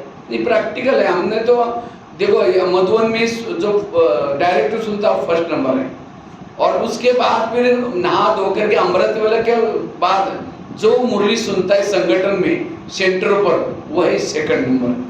ಫಸ್ಟ್ ಮಧುಬನದಲ್ಲಿ ಏನು ಮುರಳಿ ಕೇಳ್ತೀವಿ ಅದು ಫಸ್ಟ್ನೇ ನಂಬರ್. ಆಮೇಲೆ ಇಲ್ಲಿ ಸೆಂಟ್ರಲ್ಗಳಲ್ಲಿ ಕೇಳ್ತೀರಾ ಅದು ಸೆಕೆಂಡ್ ನಂಬರ್. सेकंड नंबर सवेरे सुनता है वो सेकंड नंबर, ಬೆಳಗ್ಗೆ ಕೇಳ್ತಕ್ಕಂಥವು ಅಂದ್ರೆ ಇಲ್ಲಿ ಕೇಳ್ತೀರಲ್ಲ ಅದು ಎರಡನೇ ನಂಬರ್. और शाम को जो आकर के संगठन में सुनता है वो थर्ड नंबर। ಸಾಯಂಕಾಲ ಬಂದು ಕೇಳ್ತಕ್ಕಂಥವು ಮೂರನೇ ನಂಬರ್ ನಲ್ಲಿ ಬರುತ್ತೆ. ಇವಾಗ ಫಸ್ಟ್ ನಂಬರ್ ನಲ್ಲಿ ಯಾರ್ಯಾರು ಬರ್ಬೇಕು ಹೇಳ್ತೀರಿ? उसके बाद जो सारा दिन बीच में आकर के जो सुनता है वो फोर्थ नंबर। सारा दिन जो दिन में आकर के सुनता है वो है फोर्थ नंबर। ಇಡೀ ದಿನದಲ್ಲಿ ಮಧ್ಯದಲ್ಲಿ ಬಂದು ಮುರಳಿ ಕೇಳ್ಕೊಂಡು ಹೋಗ್ತಾರಲ್ಲ ಅವ್ರು ನಾಲ್ಕನೇ ನಂಬರ್ ಅಂತಿದ್ದಾರೆ. और जो खुद लेकर के पढ़ता है वो है सिक्स्थ नंबर। ಖುದ್ದು ತಗೊಂಡು ಬುಕ್ ಎತ್ಕೊಂಡು ಹೋಗ್ತಕ್ಕಂಥದ್ದು ಆರನೇ ನಂಬರ್ ಅಂತಿದ್ದಾರೆ. और जो मोबाइल में सुनता है वो है सेवंथ नंबर पे। ಮೊಬೈಲ್ ನಲ್ಲಿ ಕೇಳ್ತಕ್ಕಂಥವ್ರು ಏಳನೇ ನಂಬರ್. तो देखो आप कौन से नंबर में जाते हैं, तो कम से कम सेकंड नंबर तो आ सकते हैं। ಮೊದಲನೇ ನಂಬರ್ ಮಧುಬನದಲ್ಲಿ ಕೇಳೋದು, ಎರಡನೇ ನಂಬರ್ ಸೆಂಟರ್ ನಲ್ಲಿ ಕೇಳೋದು, ಸೆಕೆಂಡ್ ನಂಬರ್ ನಲ್ಲಿ ಎಲ್ಲರೂ ಬರಬಹುದು ಅಂತ. और जो सेकंड नंबर में करता है उसका स्थिति सारा दिन अच्छा रहती है, ट्राई करके देखना। ಎರಡನೇ ನಂಬರ್ ನವರು ಇಡೀ ದಿನ ಚೆನ್ನಾಗಿ ಸ್ಥಿತಿ ಮಾಡ್ಕೋಬಹುದು, ಟ್ರೈ ಮಾಡಿ ಪ್ರಯತ್ನ ಮಾಡಿ ಅಂತ ಹೇಳ್ತಾ ಇದ್ದಾರೆ. इसलिए हमें अपनी स्थिति को बनाने के लिए और क्लास के पहले हमें आधा घंटे का योग करके ही मुरली सुननी है। जैसे खेती में बीज डाला, हल नहीं चलाया, उगेगा ही नहीं। इसी तरह बुद्धि के खेती में ज्ञान के बीज डालना है, उसके पहले आधा घंटे का ये मेडिटेशन जरूरी। ಹೇಗೆ ಭೂಮಿನ ಬಿತ್ತನೆ ಮಾಡಿ ಆಮೇಲೆ ಬೀಜ ಹಾಕಿದ್ರೆ ಅದು ಒಳ್ಳೆ ಫಲ ಕೊಡುತ್ತೆ. ಉತ್ತಲಿಲ್ಲ ಬಿತ್ತಲಿಲ್ಲ ಹಾಗೆ ಬೀಜಗಳು ಬಿತ್ತನೆ ಮಾಡಿದ್ರೆ ಅಲ್ಲಿ ಫಲ ಸಿಗೋದಿಲ್ಲ. ಅದೇ ರೀತಿ ಚೆನ್ನಾಗಿ ಬೆಳಗ್ಗೆ ಮುರಳಿ ಕೇಳಕ್ ಮುಂಚೆ ಒಂದು ಅರ್ಧ ಗಂಟೆ ಯೋಗ ಮಾಡಿ ಆಮೇಲೆ ಮುರಳಿ ಕೇಳಿ ಆವಾಗ नहीं तो कई क्या करते, सुनते ही बिना योग करके सुनेंगे, शाम को पूछेंगे आज की मुरली क्या थी? हाँ बहुत अच्छी थी, एक पॉइंट तो बताओ, बहुत अच्छा था, वरदान बताओ, बहुत अच्छा था। वो अच्छा अच्छे बोलता उसके दिमाग से निकल गया, क्योंकि गर्म तवे पर पानी डालने से उड़ जाता है। इसी तरह गर्म दिमाग में मुरली सुनने से, तो इसलिए आधा घंटा क्या करो, अच्छी तरह योग करो, फिर बुद्धि में ज्ञान सुनो, तब वो उगेगा। धारणा में आएगा, याद रहेगा, मनन चिंतन चलेगा। ಕಾದ ಹೆಂಚ ಮೇಲೆ ನೀರು ಹಾಕಿದ್ರೆ ಅದು ಚೂರು ಅಂತ ಹಾರಿ ಹೊರಟೋಗ್ಬಿಡುತ್ತೆ. ಅದೇ ರೀತಿ ಇಲ್ಲಿ ಯೋಗ ಮಾಡಿದ ನಮ್ಮ ನೋಡಿ ಕೇಳಿದ್ರೆ ಸರಿಯಾಗಿ ಪಾಯಿಂಟ್ಸ್ ಹಾಕೋದಿಲ್ಲ. ಅದಕ್ಕೆ ಅರ್ಧ ಗಂಟೆ ಮುಂಚೆ ಬಂದು ಮುರಳಿ ಕೇಳ್ಕೊಂಡು ಯೋಗ ಮಾಡಿ ಆನಂತರ ಮೈಂಡ್ ಅನ್ನ ಕೂಲ್ ಮಾಡ್ಕೊಂಡು ಕಾಮ್ ಮಾಡ್ಕೊಂಡು ಮುರಳಿ ಕೇಳಿ ಅವಾಗ ಚೆನ್ನಾಗಿ ಪಾಯಿಂಟ್ಸ್ ಏನಾಗುತ್ತೆ ಧಾರಣೆ ಆಗ್ಬಿಡುತ್ತೆ. इसलिए हमें रोज क्या करना है, आधा घंटा योग करके फिर सारा दिन भी स्मृति का पानी देना है। पानी पीते समय याद करो आज बाबा की मुरली क्या थी। किसी से बात करते हैं तो उसको आज करो कि हमारे बाबा ने ऐसा बोला, तो इसी तरह 20-20 में उसको स्मृति का, तब वो जीवन में उगेगा, धारणा में आएगा। ಅದರಿಂದ ನೀವು ಈ ಒಂದು ಮುರಳಿ ಪಾಯಿಂಟ್ಸ್ ಅನ್ನ ಇಡೀ ದಿನದಲ್ಲಿ ಮಧ್ಯ ನೀರು ಕುಡಿಯುವಾಗ, ಊಟ ಮಾಡುವಾಗ, ಬೇರೆ ಬೇರೆ ಕೆಲಸಗಳು ಮಾಡುವಾಗ ಇವತ್ತು ಬಾಬಾ ಏನ್ ಹೇಳಿದ್ರು, ಇವತ್ತೇನ್ ಹೇಳಿದ್ರು ಬಾಬಾ ಅಂತ ಪಾಯಿಂಟ್ಸ್ ಅನ್ನ ಮನನ ಮಾಡಿಕೊಳ್ಳಿ. ಆವಾಗ ನಮ್ಮ ಪಾಯಿಂಟ್ಸ್ ಬುದ್ಧಿನಲ್ಲಿ ಶಾಶ್ವತವಾಗಿ ಉಳಿತವೆ. देखो अमृत वाला 1 घंटा, क्लास के पहले आधा घंटा, कितना हुआ 1.5 घंटा। रात को सोने से पहले 15-20 मिनट योग करके सोना है। हम क्या करते हैं, बिस्तर डाल दिया, गुड नाइट करके सो गए, फिर अमृत वाला ढीली हो जाएगी। नुमा शाम का आधा पौन घंटा, उस 1 घंटा, उसके बाद ट्रैफिक कंट्रोल सहज आपका 2-2.5 घंटा हुआ। इसके लिए मैंने ये नहीं बोला कि 2 बजे उठो, 3 बजे उठो, सहज 4 से 5 करो तो भी चलेगा। लेकिन कई तो क्या करते हैं, उठते हैं 2 बजे और नींद करते हुए योग करते हैं। पूछते कितना घंटा योग करते हैं, 5-6 घंटा योग करते हैं, कोई काम करे। इसीलिए जागृत होकर के बैठो, थोड़ा देर बैठो लेकिन जागृत लगन में मगन होकर के बैठो। ಅಮೃತ ವೇಳೆ 1 ಅವರ್ ಯೋಗದಲ್ಲಿ ನೀವು ಯೋಗ ಮಾಡಬಹುದು. ಆಮೇಲೆ ಕ್ಲಾಸ್ ಮುಂಚೆ ಅರ್ಧ ಗಂಟೆ ಯೋಗ ಮಾಡಬಹುದು. ಟ್ರಾಫಿಕ್ ಕಂಟ್ರೋಲ್ ನಲ್ಲಿ ದಿನದಲ್ಲಿ 4-5 ಸಲ ಟ್ರಾಫಿಕ್ ಕಂಟ್ರೋಲ್ ಬರುತ್ತೆ, ಅದರಲ್ಲಿ ಕೂಡ ಒಂದು ಅರ್ಧ ಗಂಟೆ ಸಿಕ್ಕೋಗುತ್ತೆ. ರಾತ್ರಿ ಮಲ್ಕೊಳ್ಳೋಕೆ ಮುಂಚೆ ಒಂದು ಅರ್ಧ ಗಂಟೆ ಯೋಗ ಮಾಡಿ. ಹೀಗೆ ಮಾಡಿದ್ದೆ ಆದ್ರೆ ನೀವು ಕಂಟಿನ್ಯೂಸ್ ಆಗಿ ಯೋಗ 4 ಗಂಟೆ ಮಾಡಬೇಕು ಅಂತ ಏನು ಹೇಳ್ತಾ ಇಲ್ಲ. ಈ ರೀತಿ ಬೇರೆ ಬೇರೆ ತರ ಯೋಗಗಳು ಮಾಡಿದಾಗ ನಿಮಗೆ 3 ಗಂಟೆ ಯೋಗದ ಚಾರ್ಟ್ ನಿಮಗೆ ಏನಾಗುತ್ತೆ ಹಾಗೆ ಆಗುತ್ತೆ. इसलिए मैं, और तीसरी बात एक इम्पोर्टेंट, क्योंकि संगठन का योग आपको कब मिलता है, संगठन योग ಮಾಡೋ ಅವಕಾಶ ನಿಮಗೆ ಯಾವಾಗ? अमृत वाला तो घरों में करते हैं, हम सब घरों में करते हैं। केवल क्लास के पहला योग ही हमारा संगठन में, और जितना संगठन में योग करेंगे लकड़ियां जल रही, गीली लकड़ी डालो वो भी जलना शुरू हो जाएगी। इसी तरह आपका योग नहीं लगता, कोई बात नहीं, संगठन में आकर के बैठो। इसीलिए संगठन में योग करने से सेंटर का वायुमंडल पावरफुल बनेगा, और जब सेंटर का वायुमंडल बनेगा लोग अपने आप आकर्षित होकर सेंटर में आएंगे, बिना बुलाए भी आएंगे। जैसे अंधेरे में लाइट जल रहे हैं तो सबका ध्यान जाएगा, इसी तरह कलयुग के अंधेरे में या लाइट फैलेगी तो लोग आकर्षित होकर आएंगे। ಈ ಯೋಗನ ನೀವು ಸಂಘಟಿತ ರೂಪದಲ್ಲಿ ಮಾಡಿದಾಗ ಹಸಿ ಕಟ್ಟಿಗೆಗಳು ಕೂಡ ಚೆನ್ನಾಗಿ ಉರಿಯೋದಕ್ಕೆ ಸ್ಟಾರ್ಟ್ ಆಗೋಗ್ಬಿಡ್ತಾರೆ. ಆ ರೀತಿ ಕಚ್ಚಾಯಿಗಳು ಕೂಡ ಚೆನ್ನಾಗಿ ಪಕ್ಕ ಹೋಗ್ತಾರೆ. ಸಂಘಟಿತ ಯೋಗದಲ್ಲಿ ನೀವು ಕೂತ್ಕೊಂಡು ಯೋಗ ಮಾಡಿದಾಗ ಅದರ ವೈಬ್ರೇಷನ್ಸ್ ಎಲ್ಲ ಕಡೆಯಲ್ಲಿ ಹರಡಿ ಅನೇಕ ಆತ್ಮಗಳು ಆಕರ್ಷಿತರಾಗಿ ಸೆಂಟರ್ಗೆ ಬರೋದಕ್ಕೆ ಸ್ಟಾರ್ಟ್ ಆಗೋಗ್ಬಿಡ್ತಾರೆ. और तीसरी बात, रोज की मुरली सुनिए, कहाँ, सेंटर पर। आजकल कईयों को ऑनलाइन में मुरली सुनने की माया लगी, जो ऑनलाइन से मुरली सुनेंगे उनकी पूजा भी ऑनलाइन से हो जाएगी। ಈಗಿನ ಕಾಲದಲ್ಲಿ ಸೆಂಟರ್ ನಲ್ಲೇ ಬಂದು ಮುರಳಿ ಕೇಳಬೇಕು, ಆದ್ರೆ ಸುಮಾರು ಜನ ಏನ್ ಮಾಡ್ತಾ ಇದ್ದಾರೆ, ಆನ್ಲೈನ್ ನಲ್ಲಿ ಮುರಳಿಗಳನ್ನ ಕೇಳ್ತಾ ಇದ್ದಾರೆ. ಆನ್ಲೈನ್ ನಲ್ಲಿ ಮುರಳಿ ಕೇಳ್ಬೇಕಂತವ್ರಿಗೆ ಆನ್ಲೈನ್ ನಲ್ಲಿ ಪೂಜೆಗಳು ಆಗುತ್ತೆ. ಇವಾಗ ಆನ್ಲೈನ್ ಪೂಜೆಗಳು ಬಹಳ ಸ್ಟಾರ್ಟ್ ಆಗೋಗ್ಬಿಟ್ಟಿದೆ, दर्शन ಕೂಡ ಬಂದ್ಬಿಡ್ತಾ ಇದೆ ಇವಾಗ. और ऑनलाइन में पूजा होगी तो लड्डू की थोड़ी खुशबू आएगी। आजकल भगत माने जाते हैं, क्लिक किया लड्डू चढ़ जाता है, क्लिक करेंगे तिलक जाएगा, क्लिक करेंगे फूल भी चढ़ेगा, वो क्लिक वाले लड्डू से खुशबू थोड़ी आएगी। इसीलिए यहाँ आकर के जो मम्मा ने, बाबा ने, दादियों ने आपको पढ़ाई का प्रबंध किया उसी से पढ़ो। ಏನ್ ಮಮ್ಮ ಅವರು ಬಾಬಾ ಅವರು ಏನ್ ವ್ಯವಸ್ಥೆಗಳನ್ನು ಕೊಟ್ಟಿದ್ದಾರೆ, ಸೆಂಟ್ರಲ್ ಬರಬೇಕು, ಸೆಂಟ್ರಲ್ ಕೂತ್ಕೊಳ್ಬೇಕು, ಸೆಂಟ್ರಲ್ ಮುರಳಿ ಕೇಳಬೇಕು, ಏನ್ ವ್ಯವಸ್ಥೆಗಳು ಕೊಟ್ಟಿದ್ದಾರೆ ಅದೇ ರೀತಿಯಲ್ಲಿ ನೀವು ಮಾಡಿ। बाबा कभी कहते थे आगे चल करके ब्राह्मणों का झाड़ हिलेगा। मैं कभी सोचता था ब्राह्मणों का कैसा झाड़ हिलेगा, लेकिन अब पता चला कोरोना काल आ गया, और कोरोना काल आने के कारण क्या हो गया, हाँ मुरली बंद हो गई। फिर धीरे धीरे बहनों ने कुछ जुगाड़ करके मुरली पहुंचा, क्योंकि मुरली आत्मा का भोजन है। लेकिन अब भाई बहनों को उसकी आदत लगी ऑनलाइन वाले, और ऑनलाइन में सुनते सुनते फिर यहाँ से खिसक जाएंगे। ಈ ಮುಂದೆ ಹೋದಂತೆಲ್ಲ ಕಲ್ಪವೃಕ್ಷ ಅಲಗಾಡುತ್ತೆ ಅಂತಕ್ಕಂಥ ವಿಚಾರನ ಬಾಬು ಹೇಳಿದ್ರು. ಅದು ಕೊರೋನಾ ಬಂದಾಗ ಪ್ರಾಕ್ಟಿಕಲ್ ನಲ್ಲಿ ನೋಡ್ಬಿಟ್ವಿ. ಮಧುಬನಿಂದ ಮುರಳಿ ಬರೋದು ನಿಂತೋಯ್ತು, ಸೆಂಟರ್ಗಳು ಬಂದಾಗೋಯ್ತು. ಆ ಟೈಮ್ ನಲ್ಲಿ ಈ ಒಂದು ಆನ್ಲೈನ್ ಸೇವೆಯನ್ನು ಸ್ಟಾರ್ಟ್ ಮಾಡಲಾಯಿತು. ಆ ಒಂದು ಆನ್ಲೈನ್ ನಲ್ಲಿ ಇವಾಗ ಏನಾಗ್ತಾ ಇದೆ, ಬರೀ ಮುರಳಿ ಹಾಗೆ ಅಲ್ಲಲ್ಲೇ ಕೇಳ್ಕೊಂಡು ಇದ್ದೋಗ್ಬಿಡ್ತಾರೆ, ಸೆಂಟರ್ಗಳು ಬರಲ್ಲ, ಯೋಗ ಮಾಡೋದಿಲ್ಲ, ಶಕ್ತಿ ಪವರ್ಫುಲ್ ಸ್ಥಿತಿ ಇರ್ತಕ್ಕಂಥದ್ದು ಆಗ್ತಾ ಇಲ್ಲ. ಹೀಗಾಗಿ ಅನೇಕ ಈ ರೀತಿ आगोगुड़ता है। जो बाबा के पक्के बच्चे हैं वो संगठन में आकर के यहाँ सुनेंगे, कच्चे बच्चे हैं वो कोई ना कोई प्रबंध से सुनेंगे। पक्का मಕ್ಕಳು ಇಲ್ಲಿ ಸೆಂಟರ್ ಬಂದು ಮುರಳಿ ಕೇಳ್ತಾರೆ, ಕಚ್ಚಾ ಮಕ್ಕಳು ಯಾವುದೋ ಒಂದು ವ್ಯವಸ್ಥೆಗಳಿಂದ ಕೇಳ್ತಾ ಇರ್ತಾರೆ। और कच्चे बच्चे क्या जो पक्के हैं, जो सतयुग में आने वाले हैं, सतयुग में आने वाले संगठन में राज करेंगे। ये मुरली भी क्या है, बाबा की मुरली बज रहे हैं और गोप गोपी का डांस करे संगठन में। और जो अकेला सुनता है वो सीता है, वो त्रेता युग वाला है, वो रोते हुए सुन रहे हैं। हाँ मुरली सुने पीछे बाद में कुछ जल तो नहीं गया, ध्यान आधा उधर आधा, ये पढ़ाई होती है। इसीलिए यहाँ आकर के पढ़ाई पढ़ना। ಇಲ್ಲಿ ಬಂದು ಮುರಳಿ ಕೇಳೋದಕ್ಕೆ ತುಂಬಾ ಮಹತ್ವಕ್ಕೆ ಇದೆ। ಅದು ನಮ್ಮ ಬಾಬಾ ಅವರು ಹೇಳ್ಕೊಟ್ಟಿರುವಂತಹ ಒಂದು ಫೌಂಡೇಶನ್।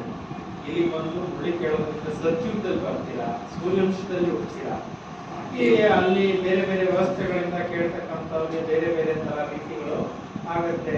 ಅಷ್ಟೊಂದು ಪ್ರಾಮುಖ್ಯತೆ ಅದಕ್ಕೆಲ್ಲ ಇಲ್ಲ ಅಂತ ಹೇಳ್ತಾರೆ। एक बार ब्रह्मा बाबा को दादियों ने पूछा था, बाबा मधुबन में 33 करोड़ वालों के लिए पढ़ाई का प्रबंध करेंगे, आवास निवास बनाना पड़ेगा, डाइनिंग हॉल, किचन। बाबा ने कहा कि नहीं बच्चे, 9 लाख लोगों का क्लास के रेगुलर स्टूडेंट बनाओ, क्लास के रेगुलर स्टूडेंट 9 लाख बनाओ। सतयुग के त्रेता युग वालों के लिए पढ़ाई का प्रबंध मैं आगे चलकर भी जरूर करूंगा।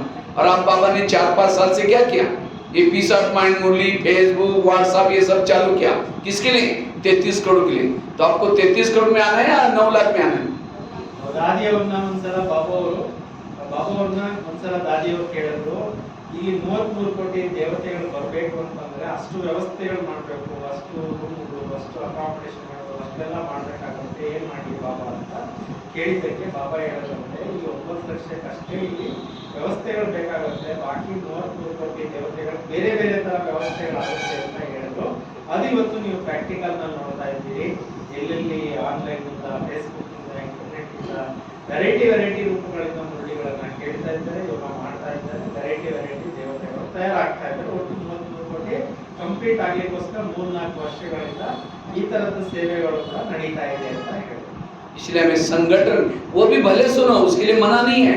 जैसे बच्चे ट्यूशन लगाते हैं, स्कूल में जाएंगे, फिर उसके बाद जब फ्री टाइम में ट्यूशन लगाते हैं, इसी तरह आप यहाँ आओ, मुरली सुनो, और फिर बाद में वहाँ जाने के बाद यूट्यूब से वगैरह भले सुनो। लेकिन अगर केवल यूट्यूब से ये करेंगे तब फिर स्थिति अच्छी नहीं बनेगी। ಇಲ್ಲಿ ಬಂದು ಫಸ್ಟ್ ಪ್ರಿಫರೆನ್ಸ್ ಇಲ್ಲಿ ಬಂದು ಕೇಳ್ಕೊಂಡು ಹೋಗಿ, ಆಮೇಲೆ ನೀವು ಟ್ಯೂಷನ್ ತರ ಅದನ್ನು ಕೂಡ ಉಪಯೋಗಿಸ್ಕೊಳ್ಳಿ, ಅದಕ್ಕೆ ಅಡ್ಡಿ ಇಲ್ಲ, ಕೇಳ್ಬೋದು, ತಿಳ್ಕೊಬೋದು, ಮನನ ಮಾಡ್ಬೋದು, ಟೈಮ್ ಸಪ್ಲೈ ಮಾಡ್ಕೋಬಹುದು। ಆದ್ರೆ ಇಲ್ಲಿ ಫಸ್ಟ್ ಪ್ರಿಫರೆನ್ಸ್ ಇಲ್ಲಿ ಮುಂದೆ ತಗೊಳ್ಳಿ, ಇಲ್ಲಿ ಬಂದು ಅಂತ ಹೇಳ್ತಾರೆ। और आजकल कई क्या करते हैं, यूट्यूब से सुनेंगे, आज उसके अंदर भी माया बैठी है। आज हर एक के जेब में, बाबा ने तो कहा था कि बच्चे नॉवेल्स नहीं पढ़ो, फिल्में ना देखो, लेकिन आज सभी के माया कहते अच्छा तुम थिएटर में नहीं आते रहे, कोई बात है तुम्हारे जेब में आती हूँ। हमारे संस्कार कोई खत्म नहीं हुए, अंदर है, उस संस्कार को थोड़ा से भोजन मिल जाता है, हवा पानी मोबाइल से संस्कार जागृत हो जाते हैं।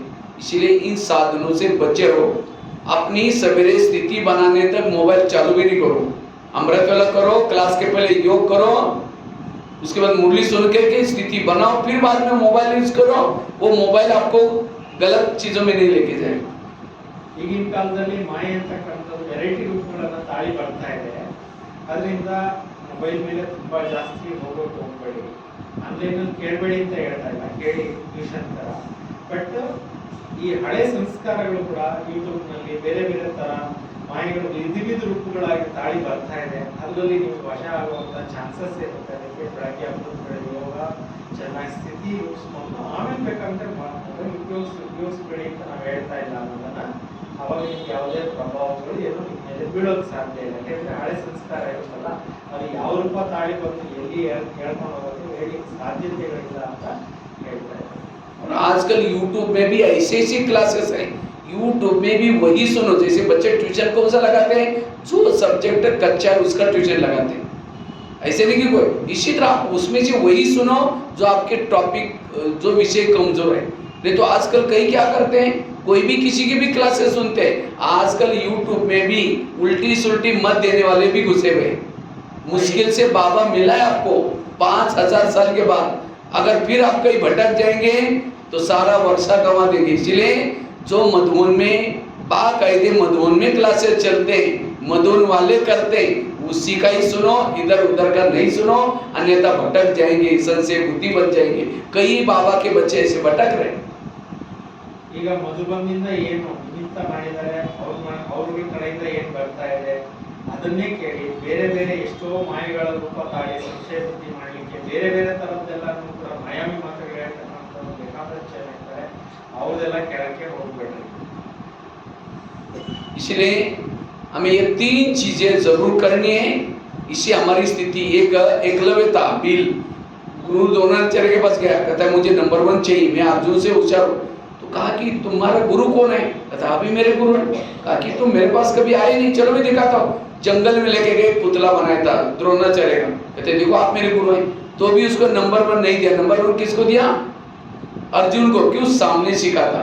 इसी तरह ये फेसबुक, टीवी, ये भी क्या है, एक पुतला है, उसके सामने बैठ करके शिवानी बहन के क्लासेस, महारथी के क्लासेस सुन करके होशियार बनेंगे, नंबर 1 नहीं जाएंगे। नंबर 1 वो है जो यहाँ सम्मुख क्लास में आकर के सुनता है, विधि से मुरली सुनता है। इसलिए यहाँ आकर के हमें कई कहते खर्चा करना पड़ता है, रिक्शा को खर्चा, स्कूटी नहीं आना पड़ता है। आजकल के बच्चे कितना दूर पढ़ने के लिए जाते हैं, खर्चा करेंगे तो प्राप्ति कितनी है। इसलिए रोज हम ये 3 चीजें करने शक्तिशाली बनेंगे। ठीक है, तो योग की विधि बताई, धारणा बताई, मोबाइल का एग्जाम्पल बताया, कितना घंटा योग करना है, मन क्या है, बुद्धि क्या है, कई बातें स्पष्ट करें। ಅನೇಕ ವಿಚಾರಗಳನ್ನ ಸ್ಪಷ್ಟ ಮಾಡಿದ್ದಾರೆ। ಯೋಗದ ವಿಧಿ ಎಂದ್ರೇನು, ಯೋಗದಿಂದ ಸಿದ್ಧಿ ಎಂದ್ರೇನು, ಯಾವ ತರ ಯೋಗ ಮಾಡಬೇಕು, ಎಷ್ಟು ಗಂಟೆ ಯೋಗ ಮಾಡಬೇಕು, ಮೊಬೈಲ್ ಉದಾಹರಣೆ ಕೊಟ್ಟಿದ್ದಾರೆ, ಎಲ್ಲಾ ಉದಾಹರಣೆಗಳನ್ನು ಕೊಟ್ಟಿದ್ದಾರೆ। ಅದರಿಂದ ವಿಧಿಪೂರ್ವಕವಾಗಿ ಯೋಗ ಮಾಡಿ ಒಳ್ಳೆ ಸಿದ್ಧಿ ಅಂತಕ್ಕಂಥದ್ದು ನಿಮಗೆ ಪ್ರಾಪ್ತಿಯಾಗುತ್ತೆ। ಆ ಒಂದು ಪ್ರಾಪ್ತಿಗಳನ್ನು ತಾವೆಲ್ಲರೂ ಕೂಡ ಮಾಡಿಕೊಳ್ಳಿ ಅಂತ ತಿಳಿಸ್ತಾರೆ। ಏಕಲವ್ಯದ ಉದಾಹರಣೆ ಅರ್ಜುನಿಗೆ ಸಮ್ಮುಖದಲ್ಲಿ ವಿದ್ಯೆ ಕಲಿಸಲಾಯಿತು, ಅದರಿಂದ ಅರ್ಜುನ ಪಾಸ್ ಆದರು, ಏಕಲವ್ಯ ಪಾಸ್ ಆಗಲಿಲ್ಲ। ಕಾರಣ ಏನು? ದ್ರೋಣಾಚಾರ್ಯನು ಗೊಂಬೆ ಮಾಡಿಕೊಂಡು ಗೊಂಬೆ ಎದುರುಗಡೆ ಬಿಲ್ ವಿದ್ಯೆಯನ್ನು ಕಲ್ತಿದ್ರಲ್ವಾ, ಅದಕ್ಕೆ ಏನ್ ಮಾಡಿದ್ರು, ಅವರು ವಿದ್ಯೆ ಪಾಸ್ ಆಗಲಿಕ್ಕಾಗಲಿಲ್ಲ। ಆ ತರ ಈಗಲೂ ಕೂಡ ಅನೇಕರು ಏಕಲವ್ಯ ತರ ಬೇರೆ ಬೇರೆ ದಾರಿಗಳು ಇಟ್ಕೊಂಡು ಸೆಕೆಂಡ್ ನಂಬರ್, ಥರ್ಡ್ ನಂಬರ್ ಬೇರೆ ಬೇರೆ ತರ ಆಗ್ತಾ ಇದ್ದಾರೆ। ಅದರಿಂದ ಫಸ್ಟ್ ನಂಬರ್ ನಲ್ಲಿ ಬರಬೇಕು ಅಂದ್ರೆ ವಿಧಿಯನ್ನ ठीक है, ओम शांति। अभी हम लोग आधा घंटा पावरफुल योग करेंगे। ठीक है, कमेंट्री से योग करेंगे। अभी ಈಗ ಕಾಮೆಂಟ್ರಿ ಸಮೇತವಾಗಿ ನಾವೆಲ್ಲರೂ ಕೂಡ ಯೋಗವನ್ನ हम कभी कभी क्या करते हैं, हम योग में बैठते हैं, ये शब्द राइट है रॉन्ग है, योग में बैठते हैं और ज्ञान में चलते हैं। अगर योग में यहाँ बैठेंगे तो ऊपर कैसे चलेंगे? योग एक यात्रा है, चलना होता है धीरे धीरे ऊपर तक। और ज्ञान में बैठो, ज्ञान में चलो नहीं, ज्ञान में यहीं बैठो। ठीक है, ओम शांति। ಜ್ಞಾನದಲ್ಲಿ ಕೂತ್ಕೊಳ್ಳಿ, ಯೋಗದಲ್ಲಿ ಹಾರಬೇಕು, ಹಾರುವಂತ ಅಭ್ಯಾಸ